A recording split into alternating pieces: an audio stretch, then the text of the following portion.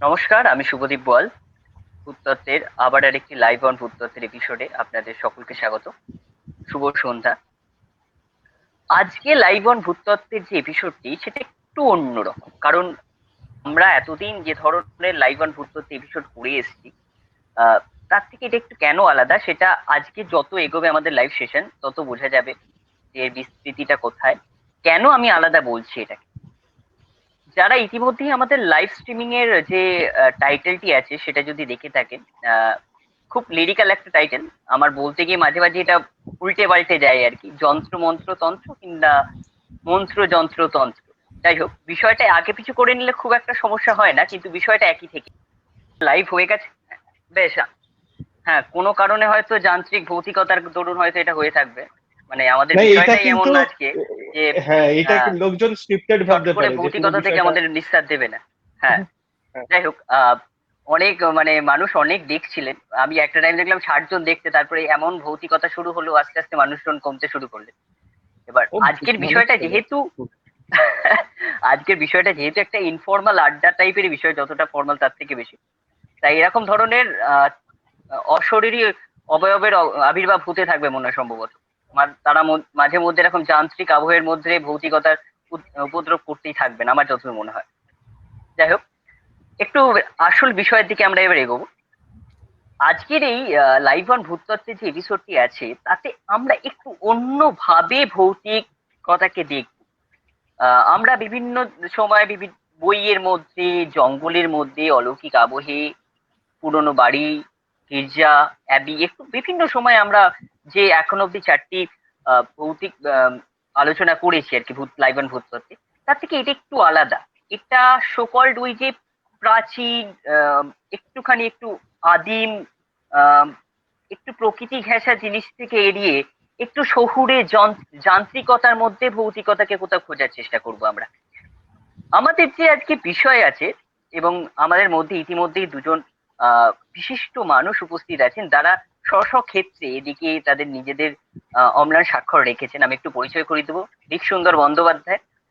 ঋক সুন্দর দা বর্তমানে ভূত সাহিত্য সমাজের পরিপ্রেক্ষিতে তার মৌলিক গবেষণা করছেন। তার গবেষণার বিষয় হচ্ছে বাংলা গল্প সাহিত্যে ভূত, পরম্পরা ও পরিবর্তনতা। এবং আমাদের সাথে আছে রাকা চৌধুরী, যিনি সফটওয়্যার ইঞ্জিনিয়ার পেশায়, এবং তার আগ্রহের বিষয় হচ্ছে এআই, বা আমরা যদি ভালো করে বলি যে কৃত্রিম বুদ্ধিমত্তা। এবং উনি এবং আহ, আমাদের ঋক সুন্দর বাবু, মানে ঋক সুন্দর দা, দুজনে মিলে একটি যৌথভাবে একটা মৌলিক মানে একটি গবেষণা এবং করছেন। বিষয়টি হচ্ছে অ্যালগোরিদম অন ঘোস্ট লাইন। সেটা একটি খুবই মৌলিক এবং খুবই আকর্ষণীয় একটি গবেষণা। এবং আমরা যারা ভূত নিয়ে কারবার করি, মানে ভূতের বিভিন্ন কারবারি, বিভিন্ন বিষয় এবং ভূতকে বিভিন্ন জিনিসের মধ্যেই আমরা খোঁজার চেষ্টা করি, খুঁজতে খুঁজতে হঠাৎ মনে হলো এই একবিংশ শতাব্দীতে যন্ত্র, শহর কেন্দ্রিকতা, মানুষের যে আর কি ব্যস্ততা, তার মধ্যেও এই যে ছুটে চলা, সবকিছুর মধ্যেও কি কোথাও একটা অলৌকিকতা, অতীন্দ্রিয়তা মিশে যাচ্ছে।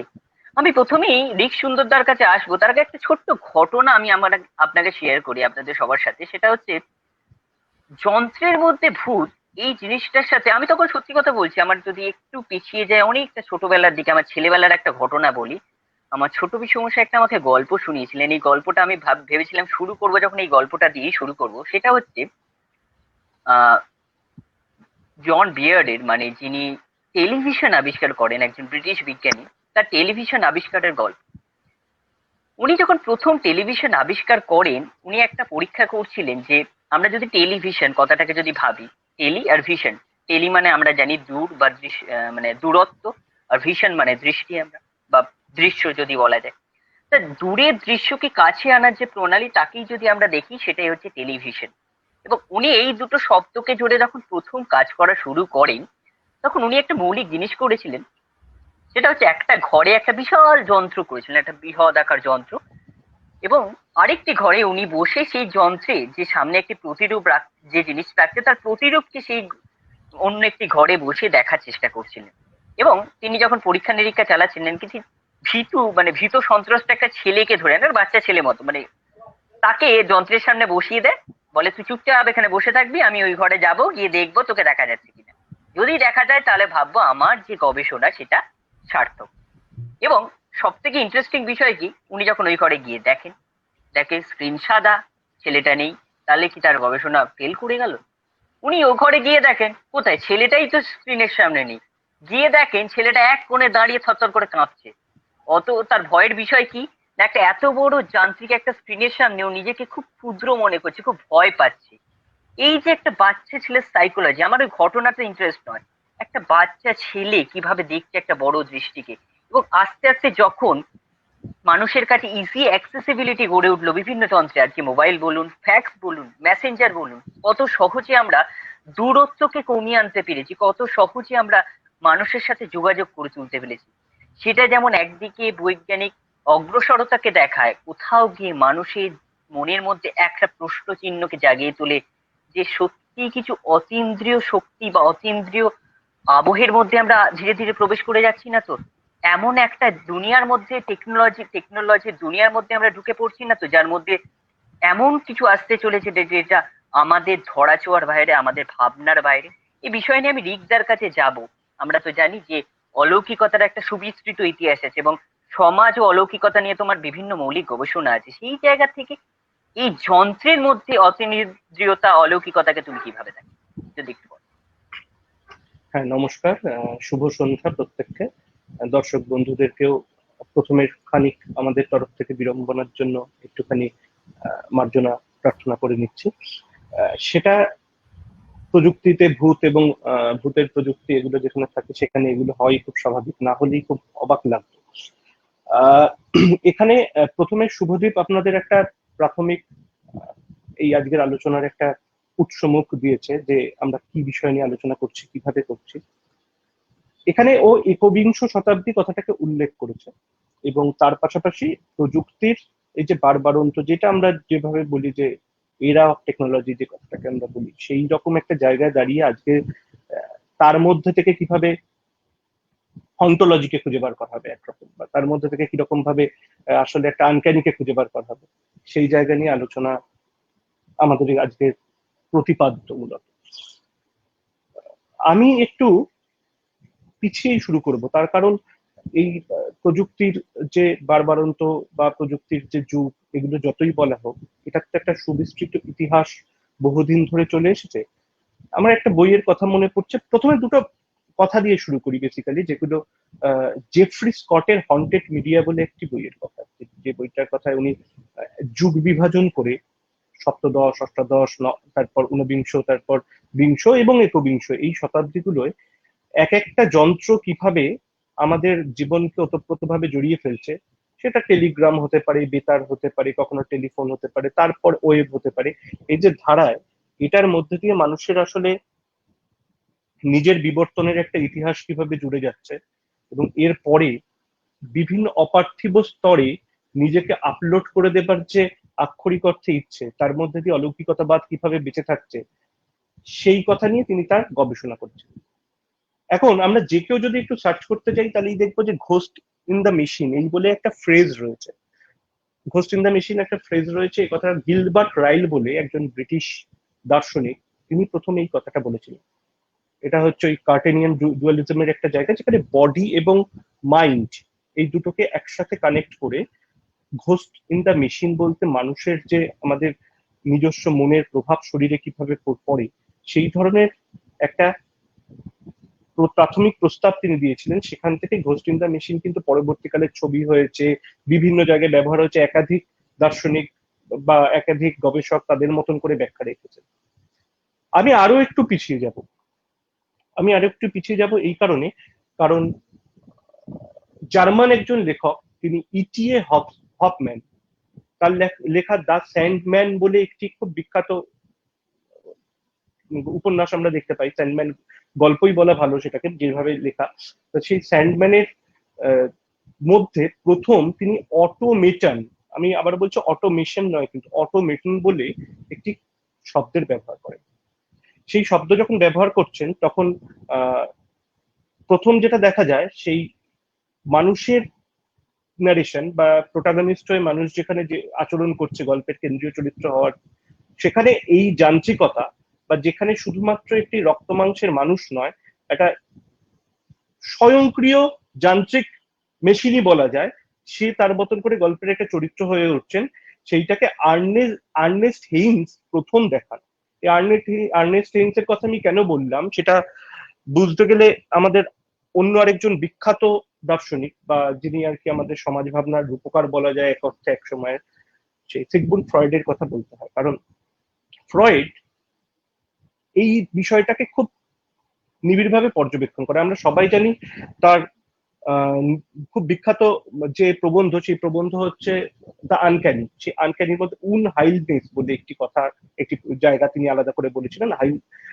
সেই সেই জায়গা থেকে তিনি দেখাচ্ছেন যে বারবার এরকম ভাবে দেখাতে চেয়েছেন ফ্রয়েড যে আসলে আমাদের নিজেদের যে চারপাশে ছড়িয়ে থাকা নানা রকম উপাদান এবং আমরা এই জীব এবং জড়, এই নিয়ে তিনি তার একটা প্রশ্নচিহ্ন রেখেছিলেন, একটা বিষম প্রশ্নচিহ্ন এইভাবে রেখেছিলেন যে চারপাশে ছড়িয়ে থাকা যা কিছু রয়েছে সেই সবকিছু কি আমরা যেটাকে জড় ভাবছি সেটা কি সত্যিই জড়?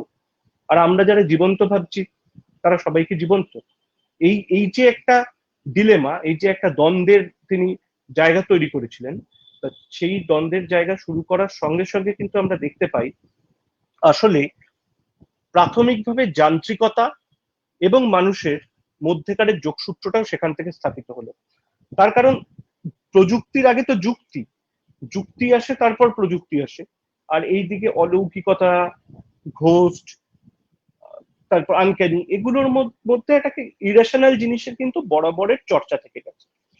সেই দুটোর মধ্যে মেলবন্ধন কিভাবে ঘটছে সেটা প্রথম শিল্প বিপ্লবের সময় কিছুটা দেখতে পাওয়া যায়। যখন এই প্রশ্নটা আসে তখন ফ্রয়েড কিন্তু সরাসরি ভাবে রিপ্রেসড অফ দ্য পাস্টের কথা যখন বলেছেন, এবং তার সাথে সাথে এই কথাটাও তিনি বারবার বলছেন, এই যে আমাদের যা যা আনফুলফিল ডিজায়ার, সেগুলোকে যখন আমরা বিভিন্ন মোড়কে ফিরে ফিরে আসতে দেখি, আমাদের চেনা জিনিস যখন অচেনা হয়ে ফিরে আসে, সেক্ষেত্রে আসলে একটা ভয়ের উদ্রেক ঘটায়। যন্ত্রের ক্ষেত্রে এটা প্রবলভাবে হয়। আপনারা ব্যক্তিগত আজকের দিনে মোবাইল ব্যবহার করেন, ল্যাপটপ ব্যবহার করেন, বা আমরা প্রত্যেকেই দেখেছি যে এর আগে যখন ছাপাখানার ব্যবহার ছিল, বা তারপরে টেলিভিশন বা অন্যান্য কোনো যান্ত্রিক পদ্ধতি, সেই সমস্ত ক্ষেত্রে এভাবে মানুষের নিজের যে ডিজায়ার, গোপন একান্ত নিজের সূক্ষ্মতম মনের কোণে লুকিয়ে থাকা ডিজায়ার গুলো বোধহয় যন্ত্রই সব থেকে বেশি জানতে পারে। সুতরাং যে যন্ত্র এই ডিজায়ারকে ধরা দিচ্ছে বা ডিজায়ার পূরণের মাধ্যম হয়ে উঠছে, সেখানে খুব স্বাভাবিকভাবেই মানুষের একটা নিজস্ব গতিবিধি, নিজস্ব চর্চা, নিজস্ব কৌতূহলের জায়গা তৈরি হবে। আর এই কৌতূহলই তো আদিভৌতিক বলো, অপার্থিব বলো, কিংবা আনক্যানি বলো, যে নামেই তাকে ডাকা হোক, সেখানে তো কৌতূহলই প্রথম দরজা খুলে দেয়। তার কারণ এই এই একটা কিছু আছে, একটা কিছুর অস্তিত্ব থাকছে বলে আমার মনে হয়। সেখানে যতক্ষণ না তাকে চোখে দেখা যাচ্ছে ততক্ষণ অব্দি আমার যে অস্বস্তি কাজ করে চলে, সেই অস্বস্তি থেকেই তো সব থেকে বেশি আনক্যানির চর্চা। সুতরাং আমরা যদি এই সময়ের প্রেক্ষিতে দাঁড়িয়ে, তুমি যেমন প্রশ্নগুলো বললে যে এই একবিংশ শতাব্দীর বিভিন্ন আমরা ডিভাইস ব্যবহার করছি, বা পৃথিবীটাই আস্তে আস্তে কয়েকটা নাম্বারে চলে আসছে, পৃথিবীটাই কয়েকটা অক্ষরে চলে এসেছে।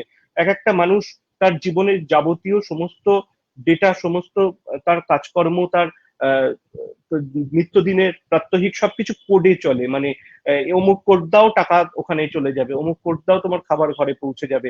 এই সময় দাঁড়িয়ে তুমি আসলে ব্যাংকে গিয়ে কয়েকটা নাম্বার বলো, তোমার টাকা ক্রেডিট বা ডেবিট হয়ে যাবে। এই যে সংখ্যায় আমরা যে চলে এসেছি, এই সংখ্যায় চলে আসার আগের একটা ভূমিকা তো ছিল। সেই ভূমিকাটার কথা আমি কিছুটা বলার চেষ্টা, এইভাবে একটা অন্য টেকনোলজির বাইরে বেরোনো মানুষদের মাধ্যমে টেকনোলজিকে দেখা, স্যান্ডম্যানের উদাহরণ দেওয়া, কিংবা ফ্রয়েডের ওই যে শুধুমাত্র আমাদের আনফুলফিল যে ডিজায়ার, সেই ডিজায়ারকে কিভাবে আমরা যন্ত্রে দেখে ফেলছি, যন্ত্রের মধ্যে দিয়ে তাকে পূরণ করার একটা আমাদের মনোবাসনা থাকছে। সে থেকে বোধহয় প্রাথমিকভাবে প্রথম এই টেকনোলজি বলো, যান্ত্রিকতা বলো, বা সমস্ত অন্যান্য যে যন্ত্র রয়েছে, সেই সমস্ত যন্ত্রের মধ্যে আমরা দেখতে পাই যে ভৌতিকতার একটা আবহ তৈরি হচ্ছে। এখানে একজন একটি কমেন্ট করেছেন, দেখলাম যে একটা কথাই তো আছে, ছাপাখানার ভূত। একদমই হ্যাঁ, ছাপাখানার ভূত প্রসঙ্গে গুটেনবার্গের যে ছাপাখানা আবিষ্কার হওয়ার পর থেকে অবশ্যই ভাবে অনেকগুলো বিষয় হয়েছিল। সেই চর্চাটা এখানে দু চার কথা আমি বলে দিতে চাই। একটা তো ছাপাখানার ভূত আমরা সবাই জানি যে পৃথিবীতে সব থেকে বেশি প্রুফ দেখার পরেও সেই ভূত কখনো ছেড়ে যায় না, মানে সেই নিয়ে অনেক মজার গল্পও আছে, আমরা জানি যে আসলে সেই ভূত কিভাবে থেকে যায়।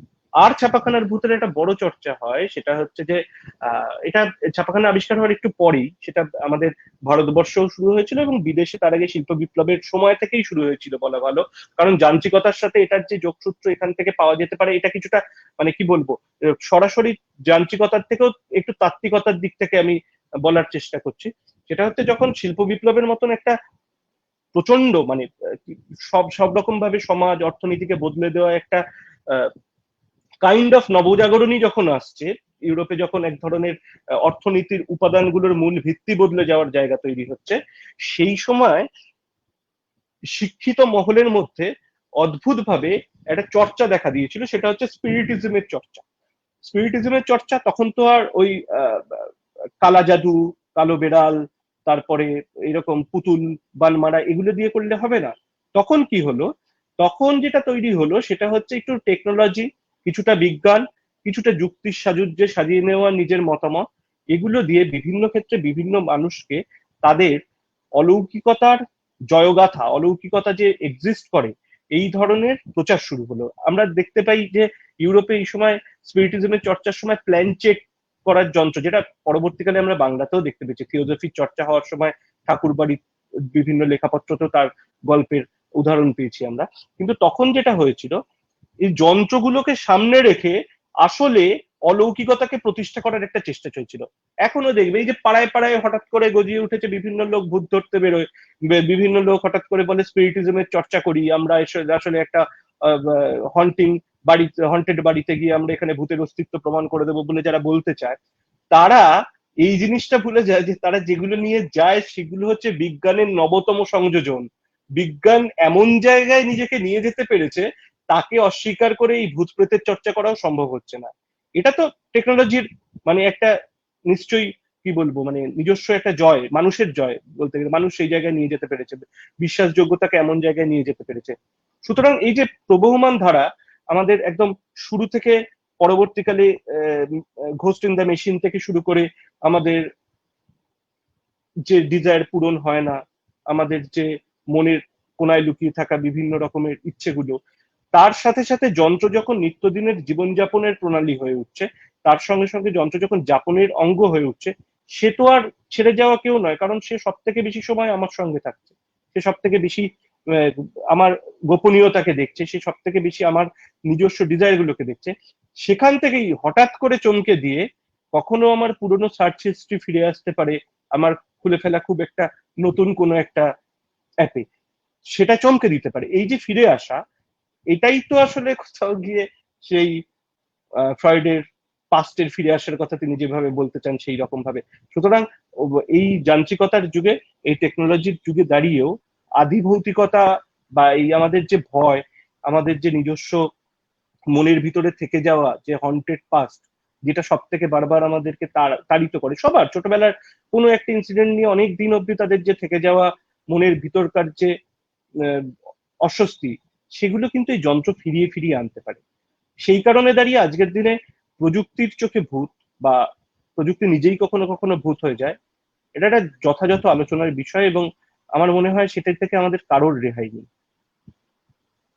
একদমই তাই, এটুকুনি আপাতত। একদমই। এরপরে আমি একটা বিষয় নিয়ে একটু রাকাদির কাছে যাব। সেটা হচ্ছে এখানে যেহেতু একটা বিষয় যেখানে প্রযুক্তিতে ভুল, তো আমরা প্রযুক্তির ক্ষেত্রে বিভিন্ন রকমের শব্দ, বেসিক্যালি আমরা যারা বেসিক প্রযুক্তির কথা বলি বা কম্পিউটার বলি বা মোবাইল বলি, কতগুলো শব্দ আমাদের জীবনের সাথে অঙ্গাঙ্গিভাবে জড়িত। তার মধ্যে দুটো শব্দ আমি বলবো, একটা হচ্ছে ডিলিট, একটা হচ্ছে রিসাইকেল। এবং ডিলিট আর রিসাইকেল যদি আমরা একটু অন্যভাবে দেখি, তাহলে কিন্তু সেটা কোথাও গিয়ে যদি অলৌকিকতা বা অতীন্দ্রিয়তার কথায় আসে, মৃত্যু এবং পুনর্জন্ম, আমি যদি ডিলিটকে ধরি মৃত্যু এবং রিসাইকেলকে ধরি পুনর্জন্ম, এইভাবেও ব্যাখ্যা করা যায়। তাহলে কি কোথাও গিয়ে ডাটা রিট্রিভ করা বা ডিলিট করার পরেও কোথাও গিয়ে ক্লাউড স্টোরে থেকে যাওয়া, সেটা কি কোথাও কি যন্ত্রের আবার পুনরাবির্ভাবের সূচনা করার একটা দিক খুলে দেয়? একটু যদি বল। হ্যাঁ, বিষয়টা খুবই ইন্টারেস্টিং জায়গায় তুমি বলেছো যে একটা জিনিস ডিলিট করার পর সেটাও যে কোথাও অনেকে যেমন জানেই না যে তার ল্যাপটপ থেকে ধরো একটা কিছু ডিলিট করেছে, সেটা রিসাইকেল বিনে থেকে গেছে, সেখান থেকে আবার রিট্রিভ হয়েছে। এবার সেটা কখনো হতে পারে যে মানে সে লিটারেলি চায় না যে আমার ল্যাপটপে এটা থাকুক, তাও সেটা থেকে গেছে, সেটার জন্য অসুবিধা। আর কখনো কখনো উপকারও হয় যে ভুল করে ডিলিট করে ফেলেছে কিন্তু রিসাইকেল বিন থেকে রিট্রিভ করতে পারলো। এটা কোথাও গিয়ে আমাদের ওই মানে যে জিনিসটা আমি ধরে নিচ্ছি আর নেই, অথচ সেটা কোনোভাবে ফিরে আসছে, সেটার সঙ্গে একটা ডেফিনেটলি সিমিলারিটি রয়েছে। এবার সেটা গেল কেউ লোকালাইজ স্টোরে। এবার যদি গ্লোবাল স্কেলে যাওয়া যায় তাহলে দেখা যায় যে আমি একটা ছবি আমার ফেসবুকের অ্যাকাউন্টে ছিল, সেখান থেকে আমি ডিলিট করে দিলাম, তারপর বহুদিন পর দেখতে পেলাম একটা অন্য কোনো একটা নতুন অ্যাকাউন্টে সেই ছবিটা ওখানে ব্যবহার হচ্ছে। এবার তার মানে এই যে একবার নেটে গেল, সেটার যে কোথায় কপি তৈরি হলো, সেটা যে how far does the rabbit hole goes, এটা ভীষণ একটা কমপ্লিকেটেড ব্যাপার। তো সেইখানটায় আমরা দেখতে পাই যে সবকিছু ওরকম একটা ফিরে আসার টেন্ডেন্সি রয়েছে। এইবার ব্যাপারটা হচ্ছে তাহলে আমাদের মানে আমাদের ভয় লাগবে কেন? কারণ এটা তো কোনো ফিজিক্যাল এন্টিটি নয়, আমরা তো জানি এটা কোনো ফিজিক্যাল এন্টিটি নয়। তাহলে আমাদের ধরো এখনো অব্দি আমরা কেউ আমাদের রিসাইকেল বিন থেকে ফিরে আসা একটা ডেটা দেখে বা আমাদের কোনো একটা ছবি ফেসবুকে দেখে, যেটা ওই ভয়, যেটা আমরা বলছি না, যেটা একটা আনক্যানি এক্সিস্টেন্সের প্রতি যে ভয়, সেই ভয়টা তো সিমিলার নয়, ডিফারেন্ট ভয়। তাহলে আমাদের সিমিলারিটিটা কোথায়? আমরা কোথায় সিমিলারিটিটা খুঁজে বের করার চেষ্টা করছি? বিষয়টা হচ্ছে তুমি যখন কথাটা শুরু করেছিলে তুমি বলছিলে এটা একটা অতীন্দ্রিয় ওয়ার্ল্ড। তো অতীন্দ্রিয় কথাটাকে আমরা যদি ভাঙি তাহলে anything that is beyond our 5 senses, আমাদের যে 5টা ইন্দ্রিয় আছে সেই ইন্দ্রিয়ের বাইরে যা সেটাকে বলা হচ্ছে অতীন্দ্রিয়। এবার এই মুহূর্তে টেকনোলজি মানে ধরো শুধু তো কম্পিউটার টেকনোলজি না, the whole world of technology, সেখানে যে জিনিসটা সব থেকে বেশি ব্যবহার হয় সেটা হচ্ছে অতীন্দ্রিয় শক্তি, এনার্জি, যে কোনো ধরনের এনার্জি, যে কোনো ফর্ম অফ ওয়েভ। ধরো ইলেকট্রোম্যাগনেটিক ওয়েভ, ইলেকট্রোম্যাগনেটিক ওয়েভ একটা huge amount of data transfer করছে, কোথাও তো গিয়ে সেটা অতীন্দ্রিয়, কথাটা তো অতীন্দ্রিয়ই, আমাদের ইন্দ্রিয় দিয়ে তো সেটা ধরা সম্ভব না। আমরা একটা স্পেসিফিক ডিভাইস বানিয়েছি যেটা ওই অতীন্দ্রিয় বিষয়টাকে কনভার্ট করে আমাদের ইন্দ্রিয়ের মধ্যে বোঝার মতন একটা বিষয় কনভার্ট করবে, তবে আমরা সেটা বুঝতে পারবো। তাহলে এই ডিভাইসটার উপর আমরা সম্পূর্ণ ট্রাস্ট করছি যে হ্যাঁ এই ডিভাইসটা আমাদের এই অতীন্দ্রিয় বিষয়টাকে ইন্দ্রিয়ের মধ্যে এনে ফেলবে এবং আমরা বুঝতে পারবো। কেন আমাদের একটা ট্রাস্ট আছে যে হ্যাঁ ঠিক করতে পারবে, ও অতীন্দ্রিয় বিষয়টাকে ঠিক ইন্দ্রিয়ের মধ্যে এনে হলে আমরা বুঝে যাবো। How much can we trust? যদি একটা পয়েন্টের পর আমরা দেখতে পাই যে এই ডিভাইসটা যে অ্যাক্টিভিটি গুলো করছে সেটা কি প্রসেসে করছে আমি জানি না, সেই প্রসেসের আউটকাম কি আমি জানি না, সেই প্রসেসটা এক্স্যাক্টলি কি ইনপুট নিচ্ছে কি আউটপুট দিচ্ছে, আমাকে যেটুকু দেখাচ্ছে তার বাইরে, তার বিয়ন্ডে, ব্যাকগ্রাউন্ডে, ব্যাকস্টেজে আরো কিছু হচ্ছে কিনা আমি জানি না। এই না জানাগুলো যতদিন অল্প স্কেলে ছিল আমাদের খুব একটা চাপ হয়নি। যখনই এই স্কেল গুলো একটু একটু বেশি বড় জায়গায় চলে যায়, আরো বেশি জায়গায় চলে যায়, তখন আমাদের ধীরে ধীরে একটা আনইজি ফিলিংস হতে থাকে। এবার এই ভয়টা এখনো গ্লোবাল ফিয়ার নয় কেন? কারণ এইটা সম্পর্কে আমরা সবাই অত ডিটেলে জানি না। যে লোকটা সব থেকে বেশি জানে সেই লোকটা তত বেশি সমস্যা হয়। একজন ভদ্রলোক কমেন্ট করছেন যদি লোকাল রিসাইকেল বিন থেকে ডিলিট করার পরও কোনো ডেটা ফিরে আসে, হ্যাঁ মানে সেটাই তো আমি বলছি যে লোকাল রিসাইকেল বিন থেকেও ডিলিট করার পর ইভেন হার্ড ডিস্ক ক্র্যাশ করে গেছে তারপরেও ডেটা ফিরিয়ে আনা যায়, আমরা জানি যে ডেটা ফ্র্যাগমেন্ট হিসেবে ফিরিয়ে আনা যায়, কারণ আলটিমেটলি ডেটাগুলো জাস্ট কয়েকটা স্মল ইলেকট্রিক্যাল সিগন্যাল হয়ে কলেক্ট একটা ডিভাইসের মধ্যে থাকে। সুতরাং সেটাকে একদম খুব হার্ড রিসেট না করা হলে লিটারালি কোনো ডেটাই ঠিক ডিলিটেড নয়। মানে রিসাইকেল বিন থেকে ডিলিট মানে সেটা ফরএভার ডিলিট হয়ে গেল, we should not take that for granted. এবার এইখানটাতে ঠিক কেউই পুরোপুরি কমেন্ট করতে পারবে না যে আমি কখন 100% শিওর ভাবে বলতে পারবো যে এটা পুরোপুরি ডিলিট হয়ে গেছে, বলতে পারবো না। এই যে বলতে না পারাটা, এইটা নিয়েই আমাদের এই সম্পূর্ণ অস্বস্তিটা, যে আমরা এটাকে এই যে মানে মৃত্যুর পরে মানুষ থাকে না ফিরে যায় আসে, নাকি তার কোনো একটা বিশেষ এক্সিস্টেন্স থেকে যায়, আমাদের সোলটা কি একটা ফর্ম অফ এনার্জি যেটা একটা এনার্জি থেকে আরো 5টা এনার্জিতে কনভার্ট হয়ে যায়, যে এনার্জি গুলো ঠিক আর ওই ফরম্যাটে ফিরিয়ে আনা সম্ভব নয়, যেটা বা সেটার প্রসেস আমরা জানি না, তাহলে কি সেটা কোনোদিন করা পসিবল? এই কোয়েশ্চেন গুলোই তো আমাদের এতদিন ধরে এই আনক্যানি লিটারেচারকে তাড়া করে বেরিয়েছে একদম শুরু থেকে, যে মানে এই যে মানুষটা মারা গেল তার ঠিক কি হলো, মানে কি হলো, এই যে লোকটা এক্ষুনি শুয়েছিল তারপরে এই লোকটা একটা ডেড বডি শুয়ে আছে, এই দুটো লোকের মধ্যে কি ডিফারেন্স? বেসিক্যালি ডিফারেন্স কি? এই মুহূর্তে কিন্তু আমাদের কোনো টেকনোলজিক্যাল, কোনো সাইন্টিফিক, কোনো খুব বিশেষ ভালো এক্সপ্লেনেশন নেই। কেউ কেউ বলেছেন যে খানিকটা ওজন কমে গেছে দেখা যায়, কিছু কিছু এক্সপেরিমেন্টে দেখা গেছে যে একটা বন্ধ ঘরের মধ্যে একটা বডি যদি ডেথ হয় তাহলে তার একটা পোর্শন ভেঙে যায়, এরকম কিছু এক্সপেরিমেন্টের কথা আমরা শুনতে পাই, যেটা বলে যে ডেড বডি এবং মধ্যে সোলের ওজন এত, এরকম ধরনের অনেক বক্তব্য আমরা শুনতে পাই। কিন্তু খুব সাইন্টিফিক্যালি কিন্তু আমরা মানে থরলি ডায়াগ্রামেটিক্যালি দেখাতে পারবো না যে এই বডিটার এই বডিটার মধ্যে এই মুহূর্তে ক্যাটাগরিক্যাল ডিফারেন্স কি। যদি সেটা বুঝতে পারি তাহলে কখনো আমরা এটা ভাবতেও পারি যে এটা কি তাহলে রিট্রিভ করা যায়, যে প্রসেসটা আমরা এদিকে যাচ্ছিল সেই প্রসেসটাকে রিভার্স করা যায়, তাহলে যে বডিটা ফিরে আসবে সে কি জম্বি না হিউম্যান না ঘোস্ট। এরকম এই এতগুলো প্রশ্ন চিহ্নের মুখে যেহেতু বিষয়টা পড়ে আছে, এবং মৃত্যু এমন একটা জিনিস যেটা আমাদের হিউম্যান কেন এক্সিস্টেন্সের বয়স যত তবে থেকে আমরা এক্সপিরিয়েন্স করে দেখতে পাই যে মৃত্যু তাদের সঙ্গে আমরা চলে এসেছি। টেকনোলজির বয়স কত? টেকনোলজির বয়স এই তুলনায় কিছুই না। টেকনোলজিকে বলা যেতে পারে যেমন আগুন আবিষ্কারকে বিজ্ঞানের জন্ম বলা হয়, তেমনি আমি ব্যক্তিগতভাবে এবং এটা এটা বিজ্ঞানের জগতে অনেকেই বিশ্বাস করে থাকবেন যে মানে টেকনোলজির জন্ম বলা যায় ইলেকট্রিসিটির জন্ম থেকে। ইলেকট্রিসিটি যবে থেকে জন্ম হয়েছে তবে থেকে টেকনোলজির জন্ম হয়েছে। এবং সব থেকে রহস্যময় বিষয় হচ্ছে, রহস্যময় না মানে খুব অবভিয়াস বিষয় কিন্তু মানে ভাবলে খুব অবাক লাগে, যে ইলেকট্রিসিটির যেদিন প্রথম ডিসপ্লে হয়েছিল সেই দিনের ঘটনাটা যদি ডেসক্রিপশন দেখা যায় তাহলে দেখা যায় যে খুব সম্ভবত মেলিনা পার্ক বা এরকম কিছু একটা জায়গার নাম ছিল যেখানে এডিসন প্রথম ইলেকট্রিক বাল্ব জ্বালিয়ে দেখেছিলেন, ইলেকট্রিসিটি প্রথম ডিসপ্লে হয়েছিল। তো অ্যারাউন্ড 10,000 লোক জমা হয়েছিলেন এবং তাদের মধ্যে যে সেন্স অফ অটা তৈরি হয়েছিল, তাদের মধ্যে যে জিনিসটা দেখা গেছিল সে কিন্তু ভীতির থেকে কোনো অংশে কম নয়। প্রচুর মানুষ রীতিমতো ভয় পেয়ে গেছিলেন যে এটা কি হলো, একটা রাত্রিবেলা হঠাৎ করে দিন হয়ে গেল। এবং আগুন জ্বালানোর কথা আমরা জানি, আগুন একটা পার্টিকুলার কিছু ম্যাটেরিয়ালের মধ্যে জলে আশেপাশে কিছু থাকলে সেগুলোকে জ্বালিয়ে দেয়, একটা কেরোসিন ইলেকট্রিসিটি একটা বিপজ্জনক অনেক কিছু বিষয় থাকে। সেটা একটা বাল্ব এরম একটা গোল জিনিসকে হাতে ধরে দাঁড়িয়েছে একটা লোক, আর সেটা জ্বলছে, আলো চেঞ্জ হয়ে যাচ্ছে। এটা থেকে একটা অসম্ভব ভয় পেয়েছিল প্রচুর মানুষের মধ্যে, এবং ডেসক্রিপশন অনুসারে a lot of people thought it was something supernatural। এই কথাটা খুব ইন্টারেস্টিং এবং এটা বহু জনের বর্ণনায় বহুবার দেখা যায় যে প্রথম, হ্যাঁ মেনলো পার্ক, ঠিকই, ওই জন্য আমি এক্সাক্ট টার্মটা ভুলে গেছিলাম।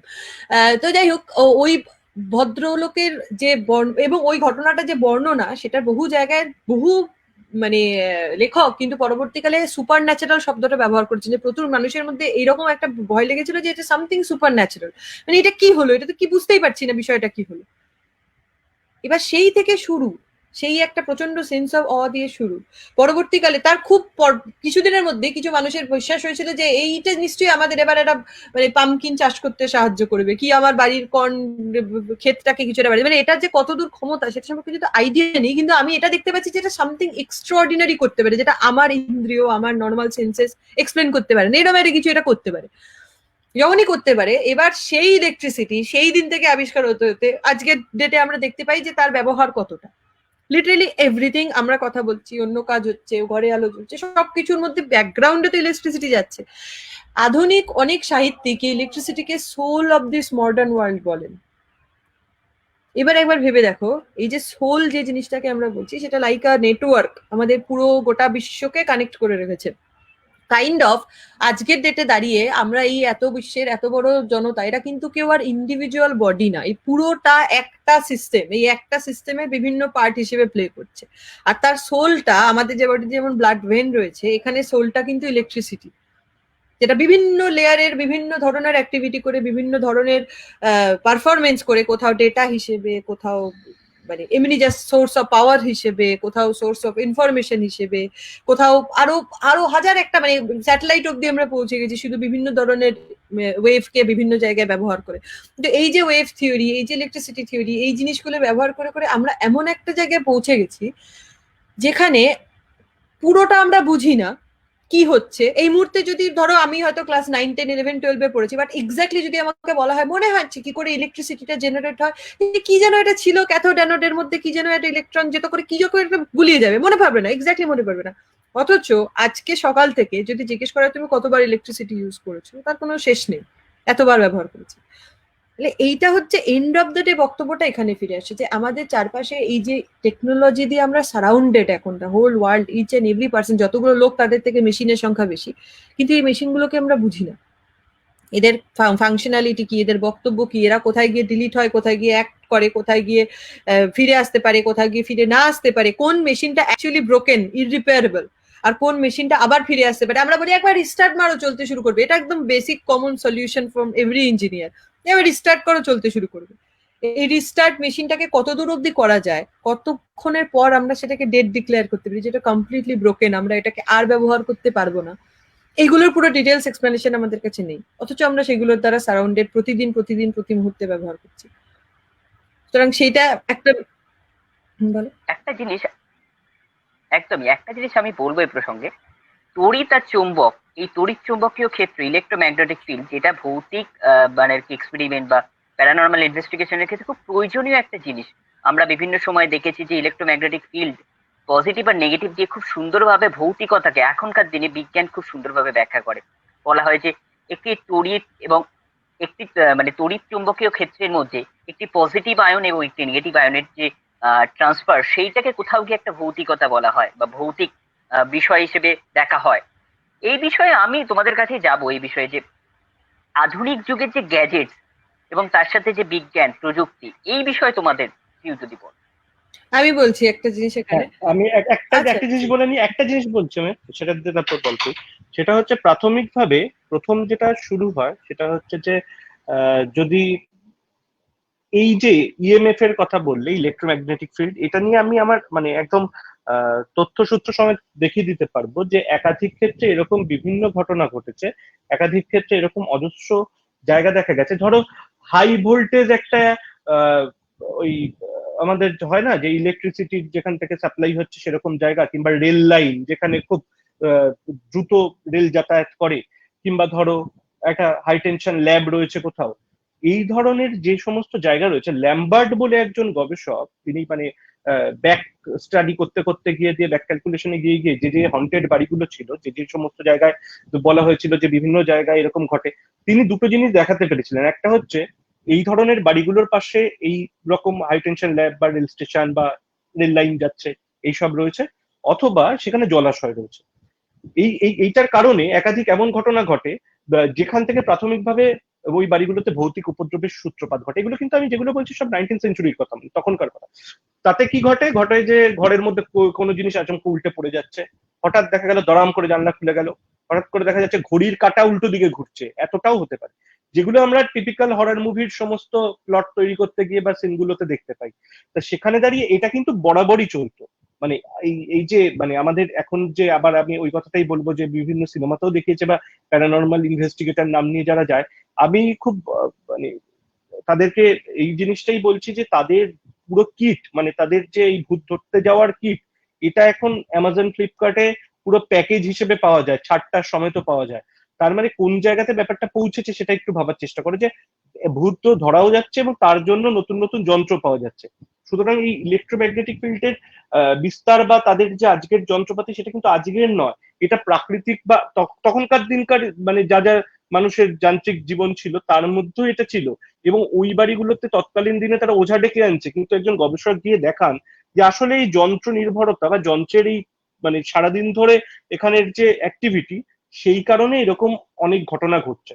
এরপর এই আধুনিক গ্যাজেট নিয়ে আমার মনে হয় রাখা বলেই ভালো। হ্যাঁ, আমার যেটা মেন বক্তব্য ছিল সেটা, যেহেতু তুমি ইলেকট্রোম্যাগনেটিক ফিল্ডটা মেনশন করলে, তুমি এই মুহূর্তে যদি ধরো তোমার নেক্সট যে 100 জন লোকের সাথে দেখা হবে, সেই 100 জন লোকের সাথে একটু কনভারসেশন করে এমনি জিজ্ঞেস করে যাচ্ছে তাদের ইলেকট্রোম্যাগনেটিক ফিল্ড নিয়ে আপনার বক্তব্য কি, এমনি নেক্সট 100 জন লোকের সাথে তুমি কথা বলে দেখো, 95% লোক, আমি তোমাকে গ্যারান্টি দিয়ে বলতে পারি, বিষয়টা সম্পর্কে কিছুই জানেন না। ইলেকট্রোম্যাগনেটিক ফিল্ড বলতে এটুকু জানেন যে ভীষণ একটা জটিল বিষয়, মানে এরা যাচ্ছে তাই একটা চাপের বিষয়, এরা কিছু এরা করে, মানে সবকিছু ওই দিয়ে চলে এবং কি এরা হয় এবং খুব একটা ভয়ঙ্কর একটা ব্যাপার হয়।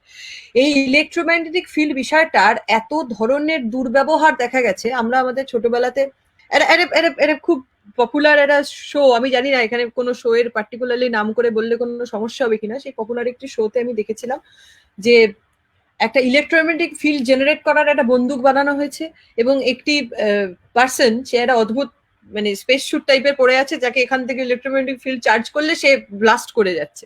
খুবই খুবই মানে মানে মজার হিসেবে দেখানো হয়নি, খুব সিরিয়াস হিসেবে দেখানো হয়েছিল, কিন্তু এখন দেখলে ভীষণই এরা ইন্টারেস্টিং লাগে যে কত রকম লোকে ভাবে। কিন্তু বিষয়টা হচ্ছে অনেক লোক ওটা খায়, কারণ এই জিনিসটা যে অ্যাকচুয়ালি কি করে, কোনটাকে ট্রিগার করা বলে, কোনটার সঙ্গে কোন জিনিসটার ব্যবহার হলে ওটার মধ্যে একটা পার্টিকুলার এফেক্ট পড়ে, সেই এফেক্টটার মানে কি, এগুলো আমরা জানি না। যেহেতু জানি না, সেই জন্য আমরা বিভিন্ন মুভিতে দেখতে পাই এরকম একটা মেশিন রয়েছে, সেটা ওরকম একটা কোনো স্পিরিট বা কিছুর এক্সিস্টেন্স আমি এটা স্পার্ক করতে শুরু করছে, ইলেকট্রোম্যাগনেটিক এফেক্ট দিতে শুরু করছে। হাউ ডু ইউ নো যে ও পার্টিকুলারলি ওই এনার্জি লেভেলে বিলং করে? এই মেশিনটা যেটুকু এনার্জি লেভেল সেন্স করতে পারছে ও তার মধ্যে বিলং করে, এটা ধরে নেওয়াটা তো বিরাট একটা ব্যাপার, বিরাট একটা অ্যাজাম্পশন। এবং তার থেকেও বড় কথা হচ্ছে একটা ঘটনার এক্সাম্পল দিই, মানে এটা একটা খুবই ইন্টারেস্টিং আর এই টেকনোলজির সঙ্গে ভৌতিকতার যোগ থাকা একটা অদ্ভুত ঘটনা। একটি বাচ্চা, ঘটনাটা সম্ভবত নিউ ইয়র্কের, বাট আমি এক্স্যাক্টলি শিওর বলতে পারবো না, সেজন্য আমি জায়গাটার নাম বলছি না, বাট আমেরিকার কোথাও একটা ঘটনা ঘটেছিল। একটি বাচ্চার একটা ব্রেন টিউমার হয়েছিল। সেই ব্রেন টিউমারের পর তার একটা অপারেশন হয়, এবং অপারেশন হওয়ার পর দেখা যায় যে ওদের বাড়িতে একটা খুব ওই গ্র্যান্ডফাদার ক্লক হয় না, যেটা পুরো দেওয়াল জুড়ে দাঁড়িয়ে থাকা বিরাট বড় ঘড়ি, ওই ঘড়িটার কাছে আসলে বাচ্চাটার ঘাড়ে এবং মাথায় অদ্ভুত যন্ত্রণা শুরু হয়। প্রথমে কাঁদছে কেন বোঝা যায় না, প্রথমে দেখে এমনি কাঁদছে, তারপরে দেখা যায় পার্টিকুলারলি ওই ঘরটাতে ওই ঘড়িটার সামনে যখনই রাখা হয় তখনই সে প্রচন্ড কাঁদে। এবার যথারীতি ওই ঘড়িটা ওদের অনেক পূর্বপুরুষের কাছ থেকে আসা, তার যথারীতি প্রচুর ইতিহাস রয়েছে, তাদের বাড়িতে প্রচুর মানে বক্তব্য রয়েছে যে এই ঘড়িটার সঙ্গে অমুক একজন ওদের অ্যানসেস্টারের ভীষণ অ্যাটাচমেন্ট ছিল, সেই হয়তো ফিরে এসেছে, তারই কিছু একটা ব্যাপার হবে, সেটা হন্টেড করে এরকম একটা প্রচন্ড আলোচনা হয়। আলোচনার পর তারপর দেখা যায়, এবং যথারীতি কিছু মানে টেকনোলজিক্যালি এক্সপার্ট লোকজন সেখানে যান, ঘড়িটির এক্সামিনেশন করেন, এবং করে দেখা যায় এই বাচ্চাটির যখন অপারেশন হয়েছিল তখন ওর মানে এক্স্যাক্টলি ব্রেন টিউমার না হয়ে অন্য কোনো একটা ফ্র্যাকচারও হতে পারে, আমার এক্স্যাক্টলি ঘটনাটা মনে নেই, বোধহয় কিছু একটা ফ্র্যাকচার হয়েছিল, কিন্তু তাতে ওই বাচ্চাটার ভেতরে একটা ডিভাইস বসাতে হয়েছিল, যেমন আমাদের পেসমেকার বসানো হয় না বুকে, ওরকম কিছু একটা ওর ভেতরে বসাতে হয়েছিল। এবং এই ঘড়িটার ভেতর অ্যাকচুয়ালি ইলেকট্রোম্যাগনেটিক ফিল্ড জেনারেট হতো, কারণ ওই ঘড়িটার ওই পুরোনো দিনের টেকনোলজি, পুরোনো দিনের কোনো একটা বিষয় থাকার জন্য এর ভেতরে একটা ইলেকট্রোম্যাগনেটিক ফিল্ড জেনারেট হতো, এবং যখনই ওই বাচ্চাটা ওখানে আসতো ওর ওইটার জন্য ওই মেটালিক ডিভাইসটার একটা এফেক্ট তৈরি হতো, এবং সেই এফেক্টটার জন্য বাচ্চাটা ওরকম কেঁদে উঠতো। এবার ধরো একটা ভীষণ রকমের বৈজ্ঞানিক ইনসিডেন্ট, ভীষণ রকমের একটা টেকনোলজিক্যাল ইনসিডেন্ট, কিন্তু এটার এফেক্টটা এটা একটা ভৌতিক শর্ট ফিল্ম হয়ে যেতে পারে শুধু এটা দিয়ে। এটাকে ভৌতিকতা হিসেবে আমরা এক্সপ্লেন করতে শুরু করি জাস্ট বিকজ এই একটা আনক্যানি ফিলিংস সেইটার জন্য। একদমই তাই। এবং যন্ত্র এবং টেকনোলজির আনকানি বিষয়টা বলতে আমার দুটো জিনিস মনে পড়লো, যেটা এখনকার দিনে আমরা ভৌতিকতার ক্ষেত্রে বিভিন্ন রকমের জনরা এক্সপ্লোর করছি, তো আরেকটি জনরা এখনকার দিনে খুব পপুলার হচ্ছে এবং সেই নিয়ে অনেক ফিল্মও হয়ে গেছে, সেটা হচ্ছে যে সাইবার হরর। সাইবার হরর বা এই ধরনের টার্মটা এখন খুব শোনা যায়, ইনফ্যাক্ট দুটো সিনেমার নাম বললে খুব ভালো বলা যায়, সেটা হচ্ছে হ্যাশট্যাগ হরর।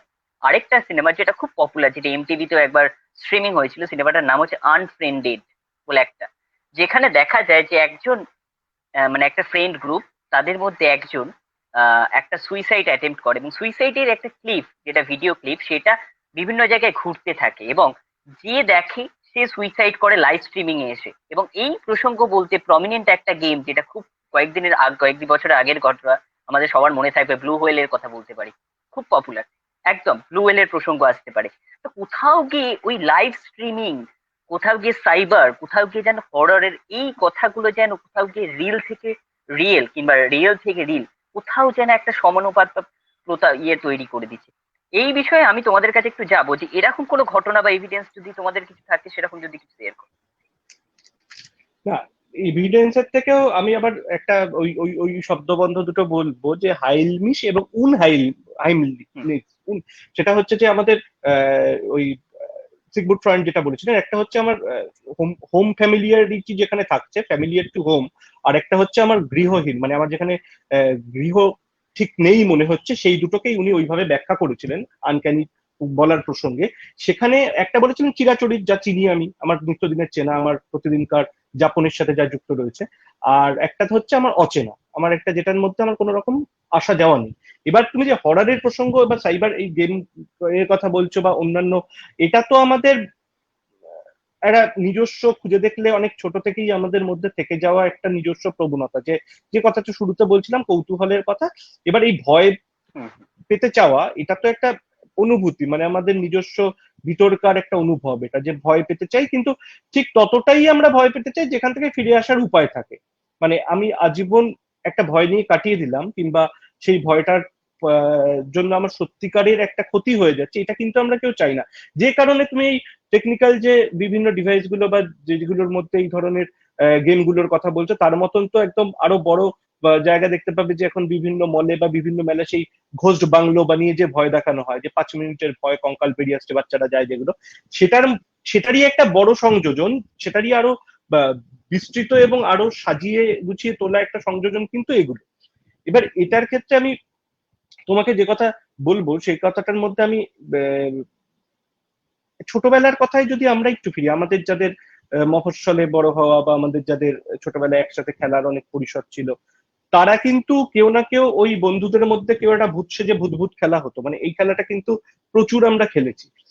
এর সাথে এর আমি কোনো পার্থক্য দেখতে পারি না। আমি যেখানে পার্থক্য দেখতে পাই সেই পার্থক্য দেখার মধ্যে এটা ক্রমশ ওই সমষ্টি থেকে ব্যক্তিতে নিয়ে যাচ্ছে মানুষকে, মানে আরো বিচ্ছিন্নতাবাদের তত্ত্বে নিয়ে যাচ্ছে, আরো প্রতি মুহূর্তে মানুষকে একা করছে। এটা ছাড়া আর নতুন কিছু দেখি না। বরং যে ক্ষেত্রে তুমি প্রশ্ন তুলতে পারো বা যে ক্ষেত্রে তুমি বলতে পারো সেটা হচ্ছে যে এই যে আমি একটু আগে যে বইগুলোর কথা বলছিলাম বা যে আলোচনা করছিলাম, সেখান থেকে অদ্ভুতভাবে ওই স্কট একবার দেখাতে চেয়েছিলেন বা স্কট বলতে চেয়েছিলেন আমাদের ভালো সাহিত্য রচনা, আনক্যানি সাহিত্য রচনার সব থেকে বড় উপাদান বা সব থেকে বড় একটা কৌশল হচ্ছে যে পাঠকের ওপর একটা জিনিস ছেড়ে দাও, পাঠকের ওপর এটা ছেড়ে দাও যে এই যে ইলিউশনটা তৈরি হলো, এই যে আমি তোমার সামনে বসে আছি, একটু বাদে হঠাৎ করে দেখবে লোকটা নেই, একটা গল্প বলে চলে গেল বৃষ্টির সন্ধ্যায়, এই ইলিউশনটার পর এটা কি আদৌ লোকটা মৃত লোক ফিরে এসেছিল, নাকি লোকটা সত্যি বেঁচে আছে অন্যভাবে এলো, নাকি লোকটা আসেইনি ওই লোকটা ভাবলো, তার হ্যালুসিনেশন, এই পুরো জিনিসটা পাঠকের ওপর ছেড়ে দাও। এই পাঠকের ওপর তুমি যত ছেড়ে দেবে, পাঠকের ওপর মানে তোমার যতখানি দায় চাপিয়ে দেওয়া থাকবে, তত সেটা আনক্যানি করে তোলার জন্য আদর্শ সাহিত্য হতে পারে। এবার এখান থেকে দাঁড়িয়ে তুমি যে প্রশ্নটা করলে বা তুমি যে আলোচনাটা করছিলে, সেখান থেকে দাঁড়িয়ে তাহলে কি দাঁড়াচ্ছে? তাহলে এখানে দাঁড়াচ্ছে যে এটা একটা ইলিউশন আছে, যে হাত ছেড়ে বাইক চালিয়ে চলে যাও এত দূর, বা ছাদের কার্নিস দিয়ে এত দূর দূর অব্দি হাঁটো। এটা প্রথম শুনলেই আমার কি হবে, মাথায় একটা ভাবনা আসবে, কিছু লোকের ভাবনার সঙ্গে সঙ্গে মনে হবে দূর এসব কেন করতে যাবো, মাথা খারাপ হয়ে গেছে নাকি, কি হয়েছে আমার। আর এক ধরনের লোক কিন্তু মনে হবে এবার করে দেখি।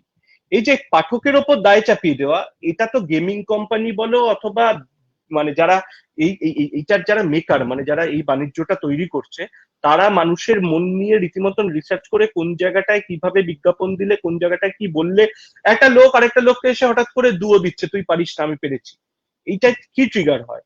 এই যে এই ট্রিগার হওয়া থেকে সে আস্তে আস্তে গিয়ে কিন্তু একদিন কার্নিশে হাঁটতে যেতেই পারে, যেটা কিন্তু আগের দিনে সমষ্টি থাকলে আরো 5টা বন্ধুর মধ্যে একজন তাকে এরকম বললে 4জন বলতো কি দরকার, কেন করবি, তুই পারিস না। এখানে মানুষ যেহেতু বিচ্ছিন্নতাবাদের তত্ত্বে চলছে, আরো ক্রমশ একা হচ্ছে, সেই একা হতে থাকার মধ্যে তাকে আর ওই পিছুটান ধরার কেউ নেই। সেখান থেকে তার সত্যি একদিন কার্নিশে হাঁটতে হাঁটতে কিন্তু নিচে পড়ে যেতেই পারে। পরিবার, বন্ধু, পরিজন এরা সবাই মিলে তার শুধু রক্তাক্ত দেহটাই দেখতে পাবে। এইটা সত্যিকারের হরর। এই হররের জায়গা থেকে সচেতন হওয়ার জায়গা আছে, এবং এই হররের জায়গা থেকে আমাদের প্রত্যেকের ক্ষেত্রে এই সবাই যে বলে না যে ছোটবেলা কত সুন্দর ছিল বা আগের সময় যান্ত্রিকতার মধ্যে দিয়ে, হ্যাঁ যন্ত্রকে নিয়ে চলতে হবে, এটা তো যাপনের অঙ্গ, আমাকে সবকিছু করতে হবে। যন্ত্র তো সেটাই যে আমার যে এফোর্ট সেটাকে কমিয়ে দিয়ে সে বেশি করে করবে, সবকিছুই করবে। কিন্তু আমি বলতে চাইছি যে এইটা আমার আমার আমার নিয়ন্ত্রণ, কারণ আমি তোমাকে কয়েকটা জিনিস বললেই তুমি বুঝবে, আমি এরকম লোকজনকে চিনি যেগুলোকে এখনকার সমাজতাত্ত্বিক কিংবা সাইকোলজিস্টরা নাম দিয়েছেন আলাদা আলাদা। সে এই ধরো হিমালয়ের কাছাকাছি কোনো একটা হোমস্টে পাওয়া যায় এরকম কোনো গ্রাম, এমন অনেককে আমি ব্যক্তিগতভাবে চিনি যারা প্রথমেই বলবে ওরে বাবা 4-5 দিন নেটওয়ার্ক থাকবে না, আরে অন্য কোথাও চলো, ওখানে গিয়ে থাকতে পারবো না। সুতরাং এই যে fear of missing out, FOMO যাকে বলে, এটা কিন্তু মানুষকে তাড়িয়ে বেড়াচ্ছে। প্রতি মুহূর্তে এই যে কিছু আপলোড করা হলো না ফেসবুকে, আমি এরকম অনেক সাহিত্যিককে চিনি যারা নিজেদের বই কতজন পড়ছে তার থেকেও ফেসবুকে দেওয়া কভার ফটোয় কতজন লাইক করলো, কতজন শেয়ার করলো, সেটা নিয়ে বেশি বদার থাকে। আমি এরকম অনেককে চিনি যারা ফেসবুকের দিনের শেষে লাইকের সংখ্যা বাড়ছে না কেন তাই নিয়ে আলাদা করে, মানে রিচ কমে গেল কেন তাই নিয়ে গবেষণা করতে থাকে। সুতরাং এই যে ফিয়ার অফ মিসিং আউট যেটা এমন জায়গায় নিয়ে যাচ্ছে মানুষকে, সেখানে আসলে বিচ্ছিন্নতাবাদের তত্ত্ব শেখাচ্ছে।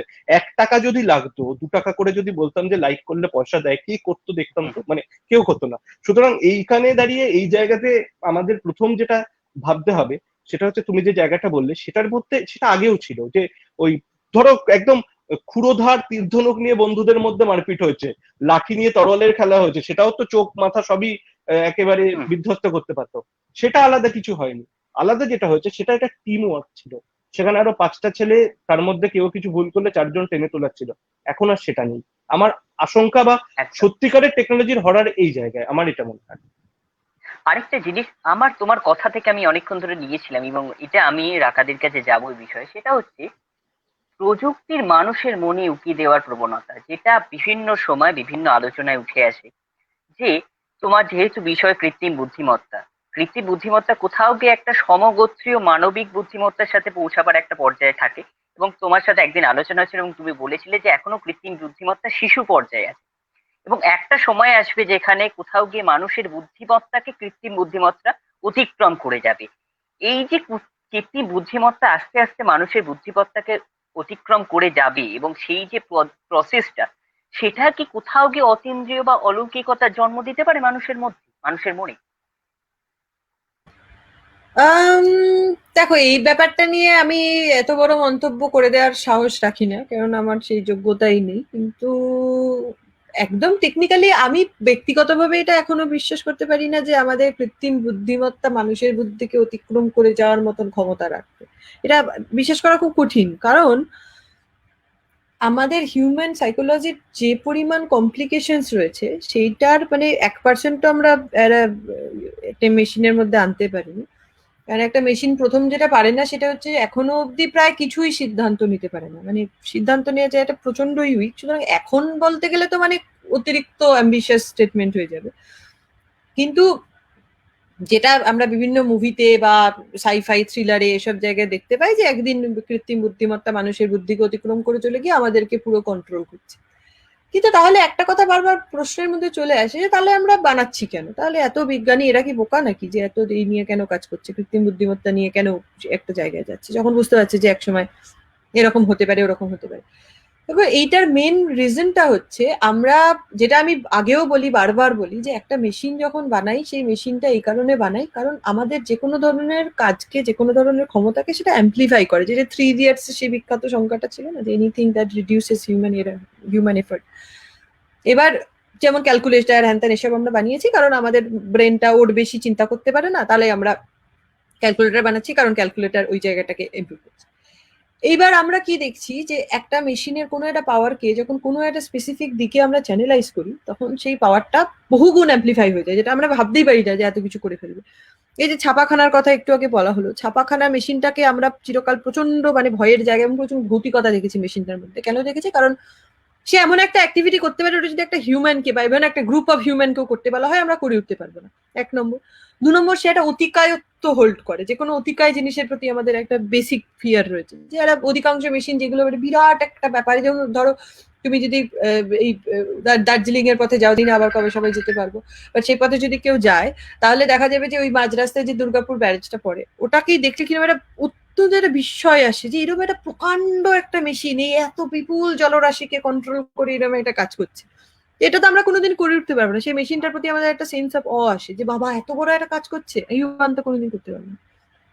তাহলে কৃত্রিম বুদ্ধিমত্তার ক্ষেত্রে আমাদের ভয়টা আসে ওই ফিয়ার গুলো থেকে, যে এই মেশিন গুলোকে আমরা অলরেডি দেখেছি যে এরা এমন এক্সট্রাঅর্ডিনারি কিছু কাজ করে যেটা হিউম্যান স্ট্রেংথ যে স্ট্রেংথটা দিতে পারবে না, হিউম্যান রিডেবিলিটি যে পরিমাণ রিডিং করতে পারবে না, তাহলে নিশ্চয়ই এরা এতদূর চিন্তা ভাবনা করতে পারে যেটা হিউম্যান কোনোদিন করতে পারবে না। সেখানে from a perspective of an artificial intelligent engineer, আমি আর্টিফিশিয়াল ইন্টেলিজেন্স কাজ করে ইঞ্জিনিয়ার, আমার বক্তব্য হচ্ছে এখানে একটা ছোট গ্লিচ আছে।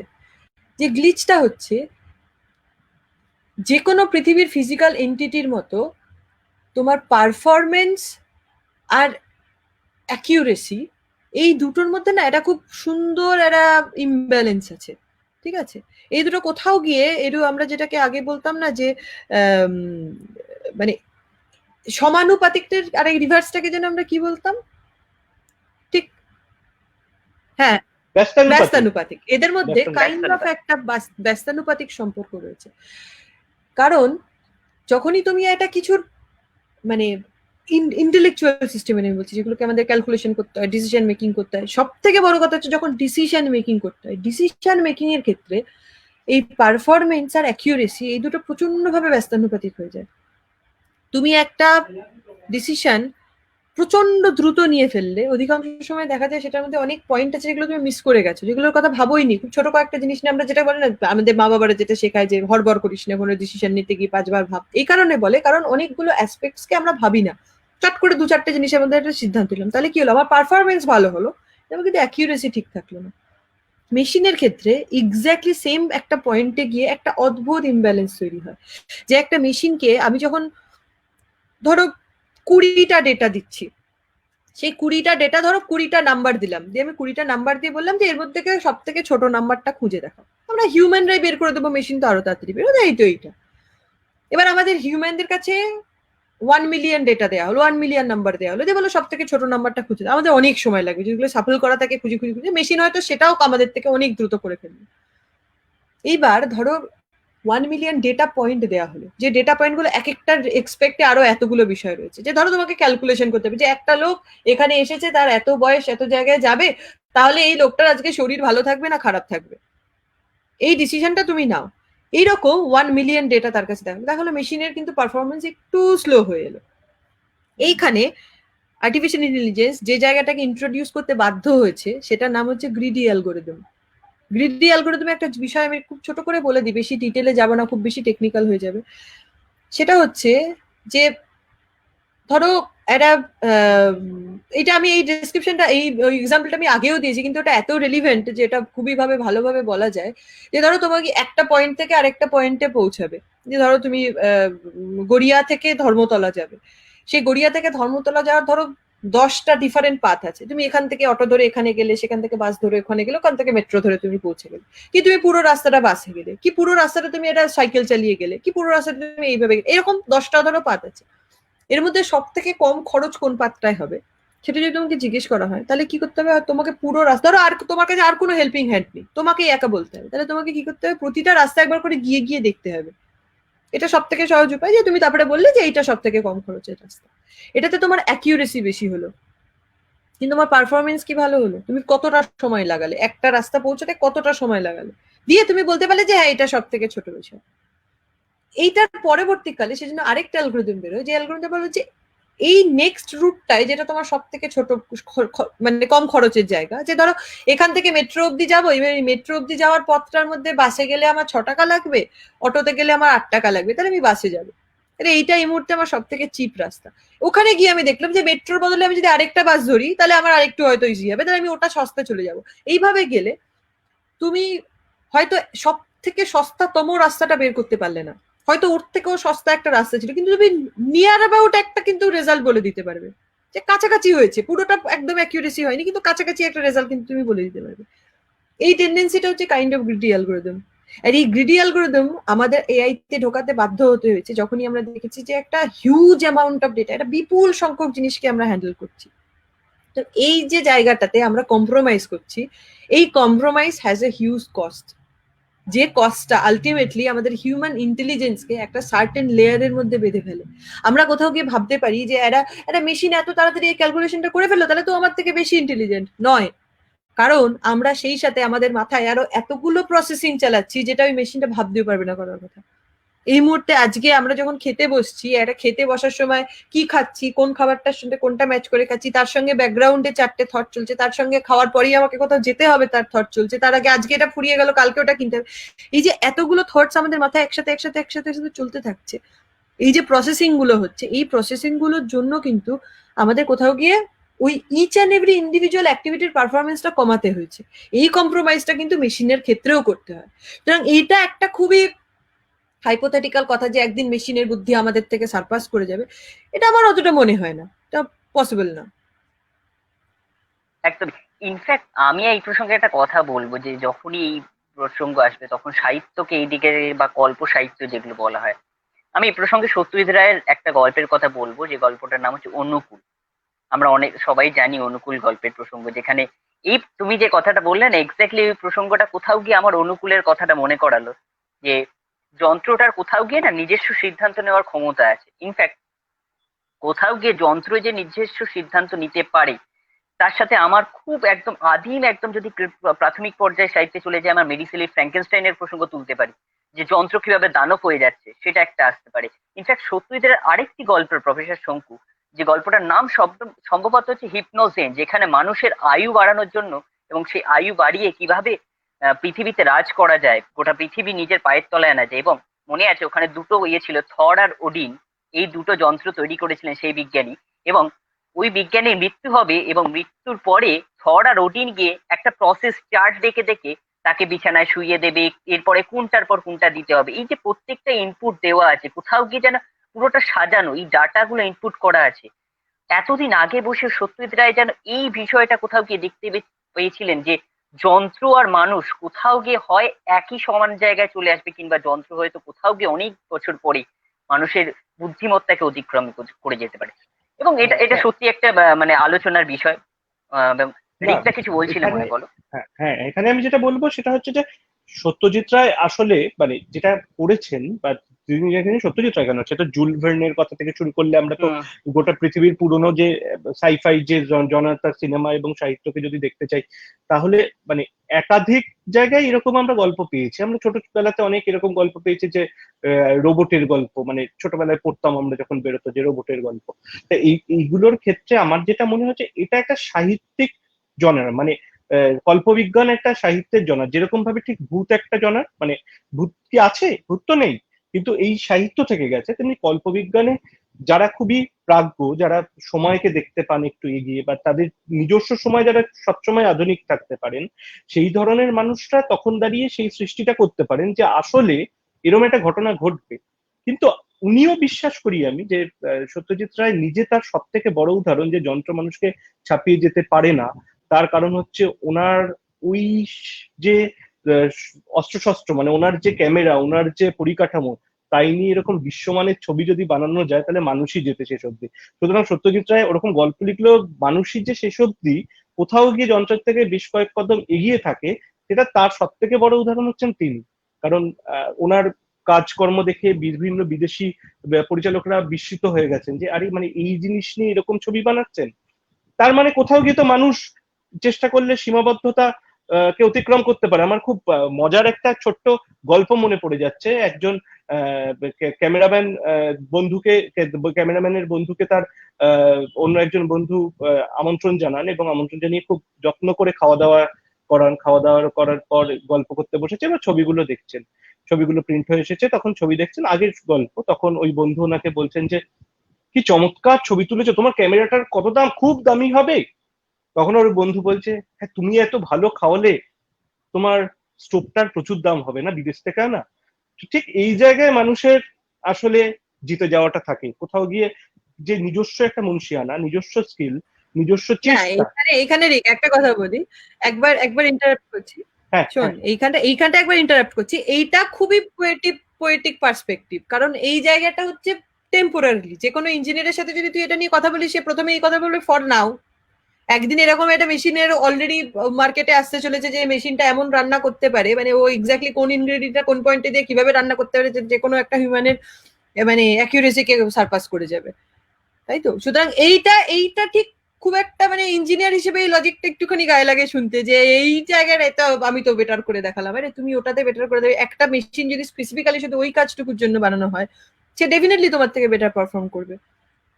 That's not the logic. আমার ইঞ্জিনিয়ারদের গায়ে লাগবে এই লজিকটা, কিন্তু না না, কিন্তু বিষয়টা যেখানে, সেটা হচ্ছে সে শুধু ওই একটা কাজই করতে পারবে। সে ওই একটা কাজ করে আমাদের হিউম্যানকে টেক ওভার করে ফেলবে, সেটা পসিবল হবে না। সেই জায়গাটা হচ্ছে সেকেন্ডারি লজিক পয়েন্ট অফ ভিউটা আসে, যে ওই একটা কাজ তুমি দারুণ করতে পারো, কিন্তু আমি তুমি বাকিটা করে উঠতে পারবে না। সবটা যদি করতে হয় তাহলে কোথাও গিয়ে সে আমাদের ইন্টেলিজেন্সের লেভেলে তোমাকে আসতেই হবে, কারণ অ্যাভারেজিফিকেশন হয়ে যাবে। একটা কথা বলবো এই প্রসঙ্গে, সেটা হচ্ছে এই যে মানুষ আর যন্ত্রের মধ্যে একটা বেসিক ডিফারেন্স আমার যেটা মনে হয়েছে, সেটা হচ্ছে যে অন স্পট ক্রাইসিস ম্যানেজমেন্ট, এটা কিন্তু মানুষের মাথাতেই আসবে। যে ক্রাইসিস ম্যানেজমেন্ট যখনই হঠাৎ করে একটা দেশ হলো, সেকেন্ডের মধ্যে একটা ইনোভেশন আনা, সেটা কিন্তু মেশিনে আসবে না, কারণ মেশিন অলরেডি কিছু ইনপুটস বা সিস্টেম ওর মধ্যে দেওয়া আছে, সেই ওয়াইজ সে ডিসিশন নেবে ইনস্ট্যান্ট কিছু চেঞ্জ করার ক্ষেত্রে। এবং এই প্রসঙ্গেও আমি একটা ব্যতিক্রম আমি একটা বলবো, সেটা হচ্ছে তোমাদের একটা সেমিনার হয়েছিল ওই স্ট্রাকের উপর, যে যখন প্রিমিয়ার বা সম্ভবত কিছু, সেখানে লিগটা একটা গল্প দিয়ে শুরু করেছিল আমার মনে আছে, যে এখানে ওই সুইজারল্যান্ডের একটা হসপিটালের গল্প আমার মনে হয় রিগদা মনে আছে হয়তো, সেই ওই গল্পটা যেখানে একটা মেশিন বা একটা রোবট লাস্টে গিয়ে সিদ্ধান্ত নিয়েছিল কিনা সেই নিয়ে একটা ধন্দে পড়ে যাচ্ছেন দুটো ডাক্তার, যে ডোজটা কি সত্যি ওই বেশি দিয়ে দিয়েছিল যাতে মানুষটা কষ্ট না পেয়ে মারা যায়। এটা কিন্তু সত্যি কথা কি এইটা ভাবাচ্ছিল, এই প্রশ্নটাকে আমার মাথার মধ্যে এনেছিল। এটা তোমাকে বলছি শোনো, এইটাই হচ্ছে যেটার কথা আমি তোমাকে ডিসিশন মেকিং পাওয়ারটা কথা বলছিলাম, যে একটা মেশিনকে যেটা শেখানো আর্টিফিশিয়াল ইন্টেলিজেন্সের সব থেকে বেশি ডিফিকাল্ট হয় সেটা হচ্ছে ডিসিশন মেকিং। সে কতটা ডেটা থাকলে সে একটা প্রপার ইন্টেলিজেন্ট ডিসিশন নিতে পারে। এবার সেই ডিসিশন মেকিং এর জায়গাটাতে সমস্যা হচ্ছে যে হ্যাঁ এটা সত্যি যে এখনো অব্দি টেকনোলজি যেখানে এক্সিস্ট করে সেখানে একটা সার্টেন লেভেলের থেকে বেটার ডিসিশন মেশিনরা নিতে পারে না।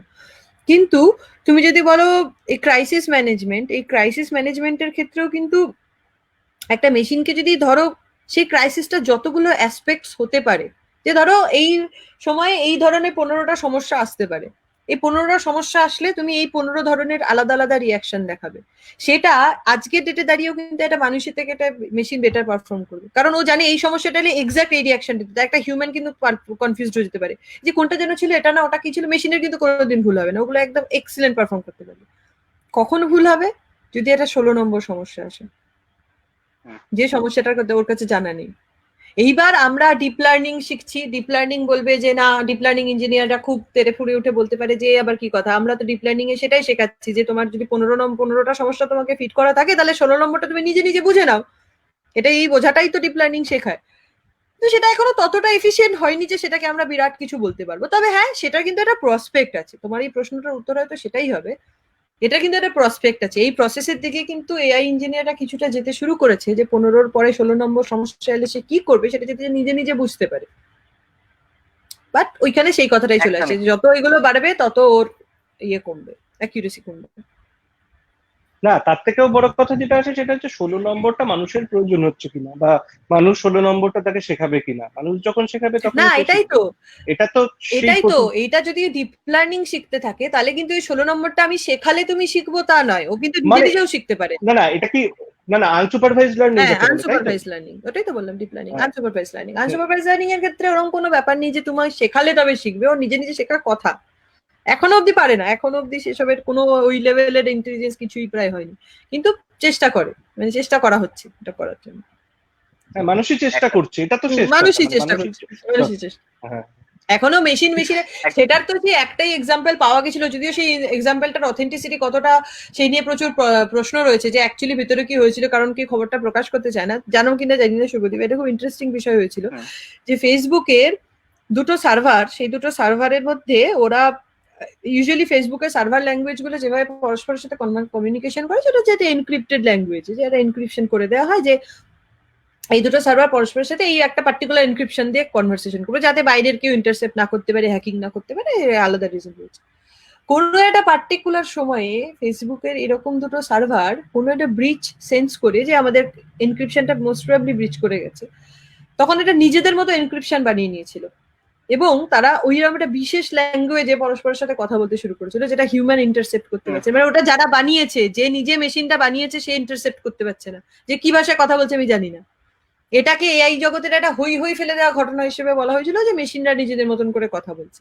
দুটো সার্ভারকে ইভেন শাটডাউন করে দিতে হয়েছিল, ওরা সত্যি ব্রেকই করতে পারেনি, সার্ভারটাই শাটডাউন করতে হয়েছিল। যদি এই ঘটনার অথেন্টিসিটি, বক্তব্য কি, এইসব নিয়ে ফেসবুকে নিজেদের প্রচুর ডিনায়াল আছে, অনেক কিছু আছে, অনেক কনফিউশন, অনেক কিছু এসেছিল, কিন্তু এটা কিন্তু একটা এই ধরনের জিনিসের এক্সাম্পল, আনসুপারভাইজ লার্নিং এর একটা প্রশ্ন আমি একটু পিন করে দিচ্ছি তোমাদের। এই প্রশ্নটা এসেছিল, দেখো, সময়ের সাথে সাথে ভূতেরাও কি আধুনিক হচ্ছে? তারাও কি আমাদের মতো টেকনোলজি বোঝে? আমার মনে হলো এই কথাটার সঙ্গে প্রশ্নটা যায়। এটা তো খুব খুব ভালো সময় তুমি প্রশ্নটা তুলে আনলে, কারণ রিক যেটা বলছিল সেটা অনুসারে মেশিন যেমন আনসুপারভাইজ লার্নিং করতে পারে না, মানে ভূতও তো কোথাও গিয়ে মানুষেরই ক্রিয়েশন। এখনো অব্দি তো ভূতের কোনো মানে এরকম ভাবে তো ভূত এসে কথা বলতে পারেনি, মানুষ যদি বোঝায় বুঝবে। এখানে যেটা সব থেকে ভালো উত্তর সেটা হচ্ছে যে হ্যাঁ, তাই তো করেইছে। কারণ 50 বছর আগে ভূতের গল্প বলতে বোঝানো হতো যে জলের মধ্যে একটা ছায়া পড়ছে, কে একটা কথা বলছে, চমকে উঠছে, ওরে বাবা কোথা থেকে কার ছবি দেখছি। এখন তো ঘরে ঘরে আমরাও যেটা করছি সেটাও তো আসলে একটা ভৌতিকতাই, মানে সেই 50 বছর আগের ভূতের গল্পের প্লট ধরলে। সুতরাং সেটা তো অবশ্যই শিখে নিয়েছে। মানে বাংলায় এখনকার বাংলা সাহিত্য যদি তাকাও তাহলে দেখবে যে পর মানে প্রতিটা গল্পে কোনো না কোনো রকম ভাবে ভূতেরা টেলিফোন করে, মেসেজ করে, স্পুক বুক ব্যবহার করে, তারপরে তারা নানা রকম ভাবে ভয়েস মেল ছেড়ে রেখে যায়।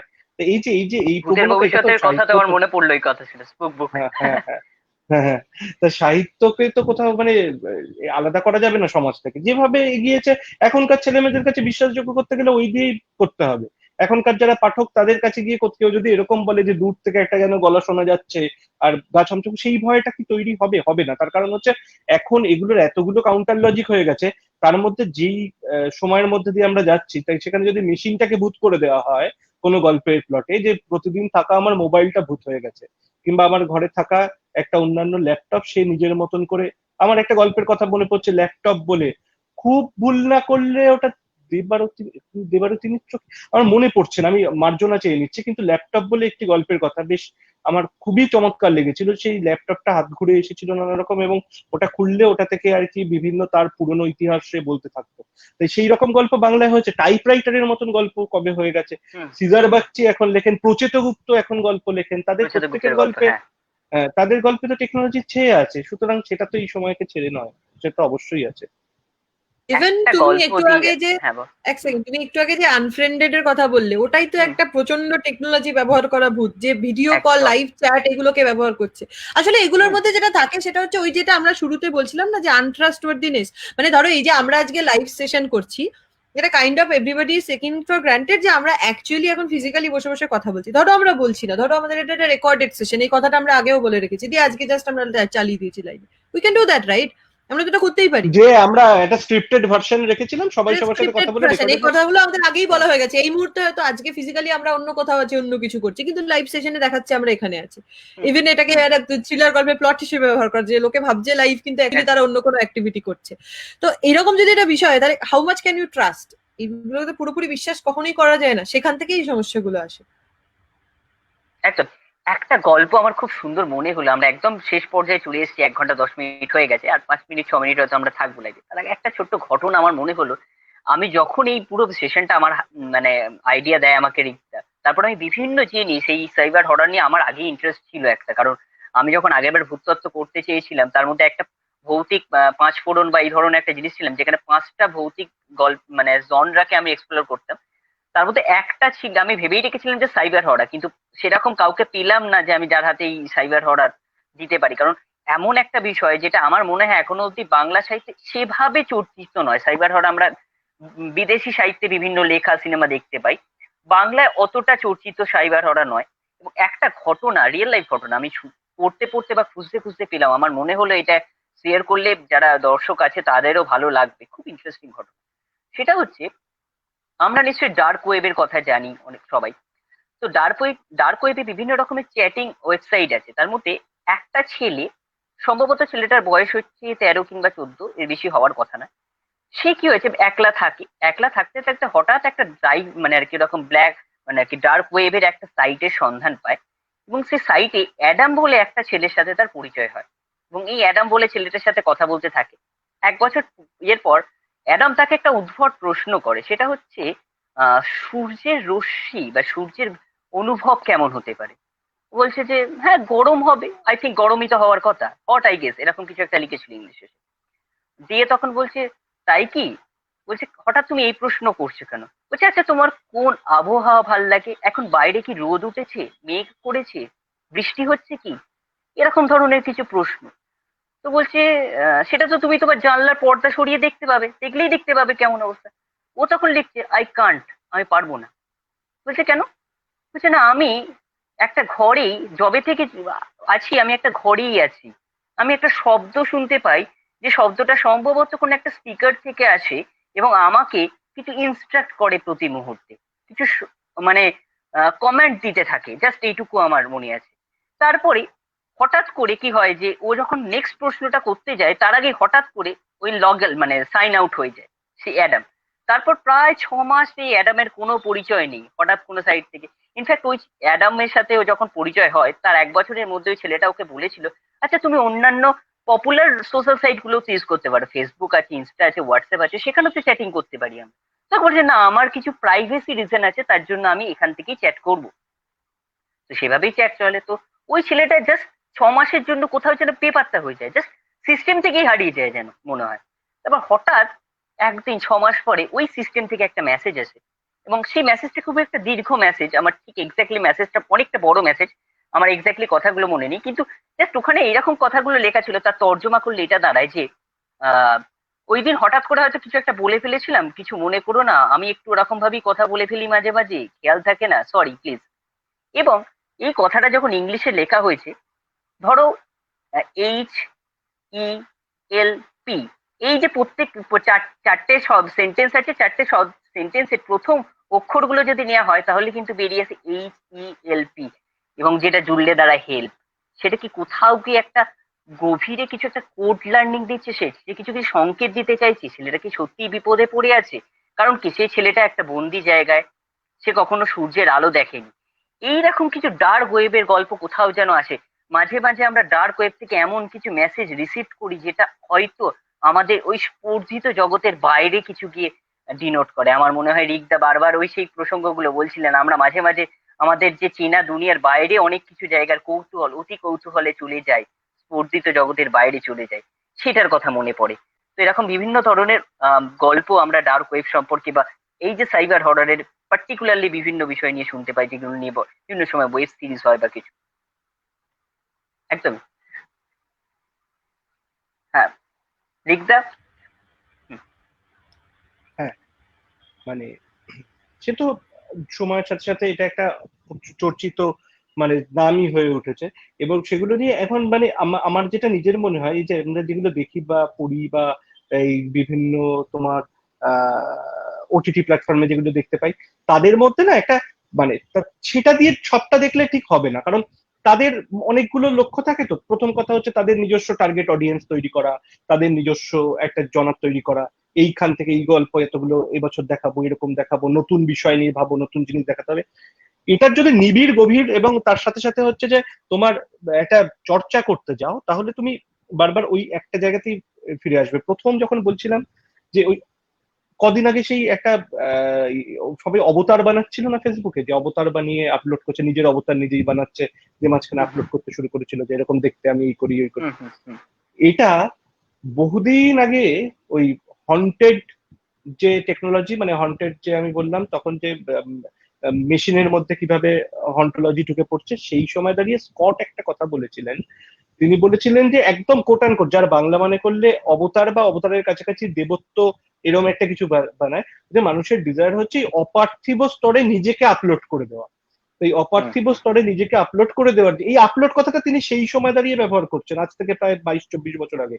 সেই আপলোড করে দেওয়ার যে কথাটা, তা সেই অপার্থিব স্তরে আপলোড করে দেওয়ার ইচ্ছেগুলো থেকেই এগুলো আসছে।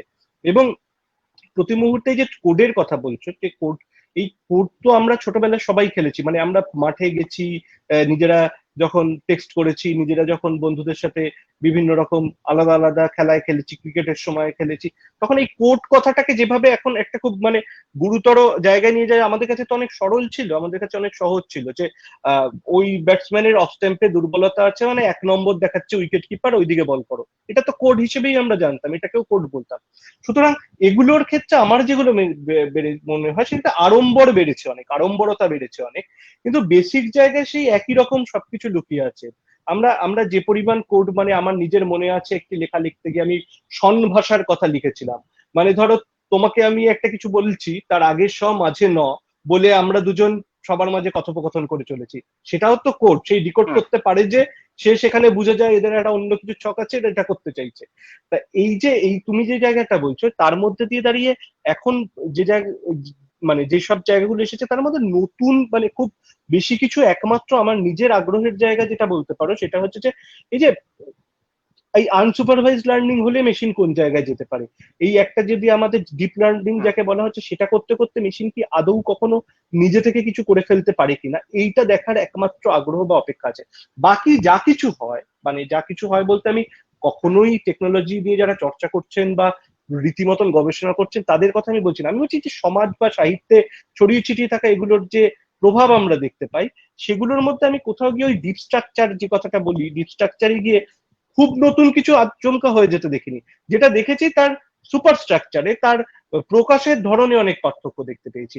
কারণ সবকিছু আসলে ওই আনফুলফিল ডিজায়ার থেকে, যে যে মোবাইল ফোন যখন আমাদের, এমনি মোবাইল থেকে ধরো ডার্ক ওয়েবের কথা তুমি যেহেতু বললে, সেখান থেকেই আমি বলছি যে ওই এমনি মোবাইল আসা, তখন যে এসএমএস করা, এবং তারপরেই যখন স্মার্টফোন এলো, তারপর থেকে যে একটা এক ধাপে যে উত্তরণ ঘটে গেল, বিভিন্ন অ্যাপ প্রতি মুহূর্তে তোমার বয়স টার্গেট করে তোমার এইগুলো এগুলো ইন্টারেস্ট এরিয়া হবে, তুমি একদিন ওখানে গেছিলে তাহলে তোমার এটা ট্র্যাক করে যে অ্যালগরিদমে তোমাকে প্রতিদিন পাঠানো হয়, তুমি যদি যেগুলো সার্চ করো সেগুলোর জন্য তোমাকে আরো কিভাবে তোমাকে তার কাস্টমার বানিয়ে ফেলা যায়, যে এক বছরে এত টাকা আপনি সাবস্ক্রাইব করলেই তাহলে এই গুলো পাবেন একবার সার্চ করার পর থেকে।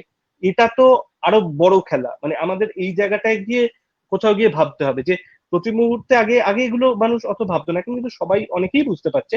কিন্তু তারপরে দাঁড়িয়ে আমার মনে হয় যে এই ধরনের আলোচনার বা এই ধরনের যে চর্চা আমরা করছি, এটার আরো বড় করে সাধারণ মানুষের মধ্যে, কারণ খুব এমনি একটি ছেলে পড়াশোনা করছে, তার হাতেও স্মার্টফোন আছে, যে ছেলেটি সকাল থেকে সন্ধ্যা উদয়স্ত পরিশ্রম করছে, জোম্যাটো সুইগিতে কাজ করছে, তারও সেটা ছাড়া চলবে না।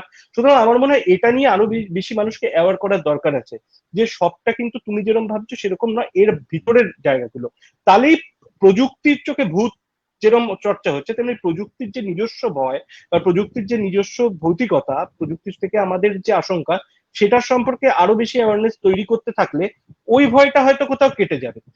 এরপরে যেটা পড়ে থাকে সেটা হচ্ছে, এগুলো নিয়ে কিছু মানুষ তো চিরকাল গবেষণা করেন, কিছু মানুষ তো চিরকাল তার মধ্যে ডুবে থাকেন, মানে একদম নিজেরা ডিপ লার্নিং এ থাকেন। তো সেই মানুষদের দিকেই আসলে আমাদের শ্রদ্ধা যায়। যেমন আমার একজন ভদ্রমহিলার বয়স এখন 93 বছর, নামটা ভুলে যাচ্ছি, জাপানের এক ভদ্রমহিলা, তিনি রোবোটিক্স নিয়ে কাজ করেন, এবং তিনি একটা অদ্ভুত কথা বলেছিলেন, সেই কথাটা এই ডার্ক ওয়েবের সাথে খুব মিলে যায়।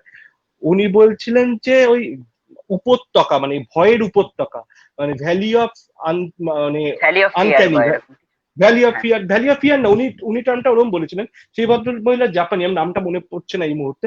তা তিনি সেই কাজটা করতে গিয়ে দেখিয়েছিলেন যে একটা রোবটের মাধ্যমে তিনি একটা সার্ভে করেছিলেন, যে এই রোবট আছে ধরো করে, মানুষ তাদের দিয়ে কি কি প্রশ্ন করে, ধরো এই ঘরে যাদের অ্যালেক্সা আছে, কেউ যদি একটা গোপন সার্ভে করে 50টা লোকের উপর, তাকে কি কি প্রশ্ন করা হয় এটা যদি কেউ রেকর্ড করে রাখে, তাহলে দেখবে তার আনফুলফিল ডিজায়ার গুলো কি কি, বা গোপন সিক্রেট ডিজায়ার গুলো কি কি। এই ভদ্রমহিলা সেটা করে আলটিমেটলি নাম দিয়েছিলেন যে মানুষের যে ইচ্ছে এবং চাওয়া পাওয়া এবং না পাওয়ার একটা গ্রাফ তৈরি করেছিলেন উনি, এবং সেইটা তৈরি এই চর্চার মধ্যে ওটাকে মিলিয়ে দিয়ে উনি উনি উনি দেখিয়েছিলেন যে আসলে এই গ্রাফটা এরকম ভাবে না পাওয়া থেকে শুরু হয়ে চাওয়াতে গিয়ে ফুরোয়। সুতরাং না পাওয়ার গ্রাফটা সবসময় বেশি থাকে, যেরকম এরকম ভাবে গ্রাফটা উঠতে উঠতে উঠতে আস্তে আস্তে আস্তে নেমে গেল, আর উঠলো না, কারণ ওই না পাওয়া গুলো না পাওয়া হয়েই থেকে গেল। এই যে ওনার যে রিসার্চ, সেইটা কোথাও বোধহয় প্রথম এইরকম কগনিটিভ সায়েন্স, বা আমি বলতে চাইছি যে এই ধরনের যেখানে সাইকোলজি এবং টেকনোলজিকে একসাথে মিলিয়ে দেওয়ার, তিনি বোধহয় পথিকৃৎ। আমার খুবই মানে লজ্জা এবং অস্বস্তি লাগছে, তার নামটা মনে পড়ছে না, কারোর যদি মনে পড়ে কখনো বলবো, নইলে এখানে আমি নিজে এসেই আলোচনাতে ফলে কমেন্ট করে দিয়ে যাবো। এই মোটামুটি আমার বলা।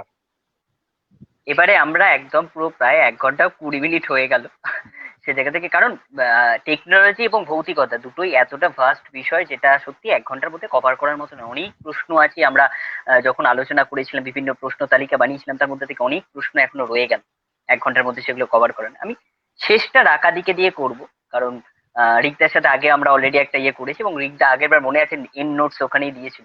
আমি এন্ড নোটসটা তোমার কাছে চাইবো এবারে, এই পুরো বিষয়টা নিয়ে তোমার এন্ড নোটস দিয়ে আমরা উপসংহারের দিকে যাব। হ্যাঁ, ডেফিনেটলি। সেটা তো একটা মানে এন্ড নোটসে আমি যেটা মেনলি বলতে চাই, একবার তোমার ডার্ক ওয়েব নিয়ে আমি একটা কথা বলতে চাই, মেবি সেটা এন্ড নোটের দিকে নিয়ে যেতেও হেল্প করবে। দেখো, end of the day dark web বলতে আমরা যেটাকে বুঝি, এবং সেটা বললেই আমাদের মাথার মধ্যে একটা ভীষণ রহস্যময় জায়গার কথা মাথায় আসে। কেন আসে? কারণ অধিকাংশ লোক এই যে ধরো নেটওয়ার্ক যেভাবে কাজ করে, এই ধরো ফেসবুক একটা প্ল্যাটফর্ম, ভীষণ ওপেন নেটওয়ার্ক, সবাই সেখানে জানে কে কার সাথে কথা বলছে, কি বলছে, কে কোথা থেকে কথা বলছে, কোন লোকেশন থেকে কথা বলছে, এগুলো একদম পরিষ্কার ভাবে ডিনোট করে দেওয়া থাকে। ডার্ক ওয়েব ব্যাপারটার মধ্যে যে পরিমাণ রহস্যময়তা থাকে, আন্ডারলাইং ফিচার কিন্তু এটা থাকে, ওখানে তুমি তোমার আইডেন্টিটি বা তোমার লোকেশন বা তোমার এই সমস্ত কিছু কতটা মানে প্রকাশ করবে, সেটা কিছুটা তোমার নিজের কন্ট্রোলে থাকে। তোমাকে একটু টেকনোলজিক্যাল এক্সপার্ট হতে হবে, এই হতে হবে, এটাতে তুমি যেটা করতে পারো, যদি ওয়ান টু ওয়ান কারোর সাথে কথা বলছো, বা পার্টিকুলার একটা গ্রুপ অফ লোকের সাথে কথা বলছো, বা একটা কোনো পার্টিকুলার অডিয়েন্স নেটওয়ার্ক জয়েন করছো, you don't have to disclose your identity. সেটাই কোথাও গিয়ে যে জায়গাটা আমাদের কনক্লুশনের দিকে নিয়ে যেতে হেল্প করবে। রিকো যেটার কথা বারবার বলে, যে ভূত বা ঘোস্টলিনেস বা আনক্যানি নেচার, এটা আলটিমেটলি কিন্তু আমাদের হিউম্যান মাইন্ডের একটা ডার্ক সাইড। যখন একটা শাকচুন্নি মৃত অবস্থা থেকে ফিরে আসে, দিয়ে তার শাশুড়িকে মেরে ফেলার কথা বলে, সেই গল্প যখন আমরা শুনতে পাই, সেটা কিন্তু একটা খুব অত্যাচারিত মেয়ের খুব মানে রুথলেসলি মৃতে মারা যাওয়ার ঘটনা প্রকাশ, যে ঘটনাটা অন্য কোনোভাবে প্রকাশ করা পসিবল হয়নি। ওই মেয়েটিকে যে খুব অন্যায়ভাবে নির্মম ভাবে মেরে ফেলা হয়েছিল সেটা সে সেখানে প্রকাশ করতে পারেনি। সে শাকচুন্নি হিসেবে ফিরে এসে সেই প্রতিশোধটা নিচ্ছে। প্রতিশোধটা নেওয়ার পর সে তার নিজের ওই সাপ্রেসড জায়গাটাকে প্রকাশ করার জায়গা পাচ্ছে। তাহলে কি হচ্ছে, সেই মেয়েটিকে ডাইরেক্টলি কিছু করতে হচ্ছে না, ধরো যে গল্পটা লিখছে তাকে ডাইরেক্টলি এটা করতে হচ্ছে না, অথচ সে তার বক্তব্যটা করে ফেলতে পারছে। তাহলে আলটিমেটলি জায়গাটা এখানে এসে দাঁড়ায় যে যখনই আমি আমার আইডেন্টিটিকে ডিসক্লোজ না করতে, আমি যখন আইডেন্টিটিকে হাইড করতে পারি, যখনই আমার আমার মানে এক্সাক্ট প্রতিটা মানে যেসব ফিচার দিয়ে আমার কাছে ব্যাক করে পৌঁছানো যায় সেই জায়গাগুলোকে বন্ধ করে দিতে পারি, তাহলে কিন্তু আমার কাছ থেকে এমন অনেক কথা, এমন অনেক বক্তব্য, এমন অনেক বিহেভিয়ার বেরিয়ে আসতে পারে যেটা আমি পাবলিকলি করে উঠতে পারবো না। লোকে কি বলবে এই ভয় থেকে আমি যে জিনিসটা ফেসবুকে বলতে পারবো না, সেখানে যদি আমার কাছে এরকম একটা ডার্ক ওয়েবের মতন জায়গা থাকে যেখানে আমি এগুলো এক্সপ্রেস করতে পারবো, সেই জায়গাটা কিন্তু আমার পক্ষে অনেক বেশি ইজিলি অ্যাক্সেসেবল হবে। তো এইটা কোথাও গিয়ে, এই ডার্ক ওয়েবটা কোথাও গিয়ে ইন্টারনেটের একটা হন্টেড সাইড হিসেবে বলা যেতে পারে, যেখানে বোথ পজিটিভ এবং নেগেটিভ অনেক কিছু সেখানে আলোচনা হয়। মানে ধরো যে লোকটা একটা পার্টিকুলার ডিল করতে চাইছে, কোনো একটা পার্টিকুলার ম্যাটেরিয়ালের ডিল করতে চাইছে, যে ডিলটা এই ফেসবুকে করলে তো রায়ট লেগে যাবে, কিন্তু ওইখানে করলে সে ইজিলি করতে পারে। সে জাস্ট নিজের আইডেন্টিটি হাইড করছে, এবং হাইড করার পর আলটিমেটলি নিজের একটা আনভেলড ভার্সন, যেটাকে হাইড করতে হয়নি, আনমাস্কড ভার্সন, র ভার্সন, সেই র ভার্সনকে সে সেখানে এক্সপ্রেস করতে পারছে। তো সেই জায়গাটা কোথাও গিয়ে আলটিমেটলি এই জিনিসটাকে ভীষণভাবে ডিনোট করে, যে এই আনক্যানি বলা হোক, এই ঘোস্টলিনেস বলা হোক, ভৌতিকতা বলা হোক, যে কোনো ধরনের হন্টেড জিনিস বলা হোক, সেইগুলো আলটিমেটলি হিউম্যান মাইন্ডেরই একটা ডার্ক সাইড। তেমনি ওয়েবের মধ্যে, যেটা হিউম্যান মাইন্ড দিয়ে বানানো, ওয়েব টেকনোলজি, ইন্টারনেট, আর্টিফিশিয়াল সব তো এখনো হিউম্যান মাইন্ডেরই রিফ্লেকশন, তারই যেগুলো নেগেটিভ রিফ্লেকশন, তারই যেগুলো অন্ধকার দিক, সেইগুলোর রিফ্লেকশন এরকম এরকম ভাবে অন্ধকার ভাবে হচ্ছে, এবং সেটাই কোথাও গিয়ে haunted part of the technology, যেটা আজকের এই আলোচনার বিষয় ছিল। আচ্ছা, ওই জাপানি ভদ্রমহিলার নাম হচ্ছে মাসাহিরো মোরি, মাসাহিরো মোরি, ঠিক আছে? ওটা মাথায় আসছে না? একদমই তাই। আমরা এবার অনুষ্ঠান একদম শেষ করব। হ্যাঁ হ্যাঁ, বলো বলো বলো। ও আচ্ছা আচ্ছা আচ্ছা, হ্যাঁ বেশ। মানে একটু হয়তো টেকনিক্যাল গ্লিচ হচ্ছিল, লাস্ট কথাগুলো শুনতে একটু মানে সমস্যা হচ্ছিল। যাই হোক, পুরোটাই যন্ত্রে ভৌতিকতার বিষয় হয়তো। যাই হোক, শুরুটা আমরা ভৌতিকতা দিয়ে শুরু করেছিলাম, আমার মনে হয় শেষটাও সেই ভৌতিকতার একটা ছোঁয়া রয়েই গেল শেষ অবধি। এবং কোথাও গিয়ে যেন ওই ভৌতিকতা এবং যন্ত্রের ভৌতিকতা যেন একাত্ম হয়ে গেল। যাই হোক, আজকের মতো আমরা এখানেই আমাদের লাইভ অন ভূতত্ত্বের যে এপিসোড সেটাই শেষ করছি। এবং আগামী শনি রবি আবার আরেকটি মনোজ্ঞ লাইভ অন ভূতত্ত্বের বিভিন্ন বিষয় নিয়ে আমরা আসবো। তার জন্য আমাদের ফেসবুক পেজে আপডেট থাকুন। আমরা ফেসবুক পেজে দিয়ে দেবো যে এরপরে কোন বিষয় নিয়ে আমরা লাইভ অন ভূতত্ত্বে আসতে চলেছি। আপাতত শুভরাত্রি, সবাই খুব ভালো থাকবে। নমস্কার। শুভরাত্রি সবাইকে। ধন্যবাদ।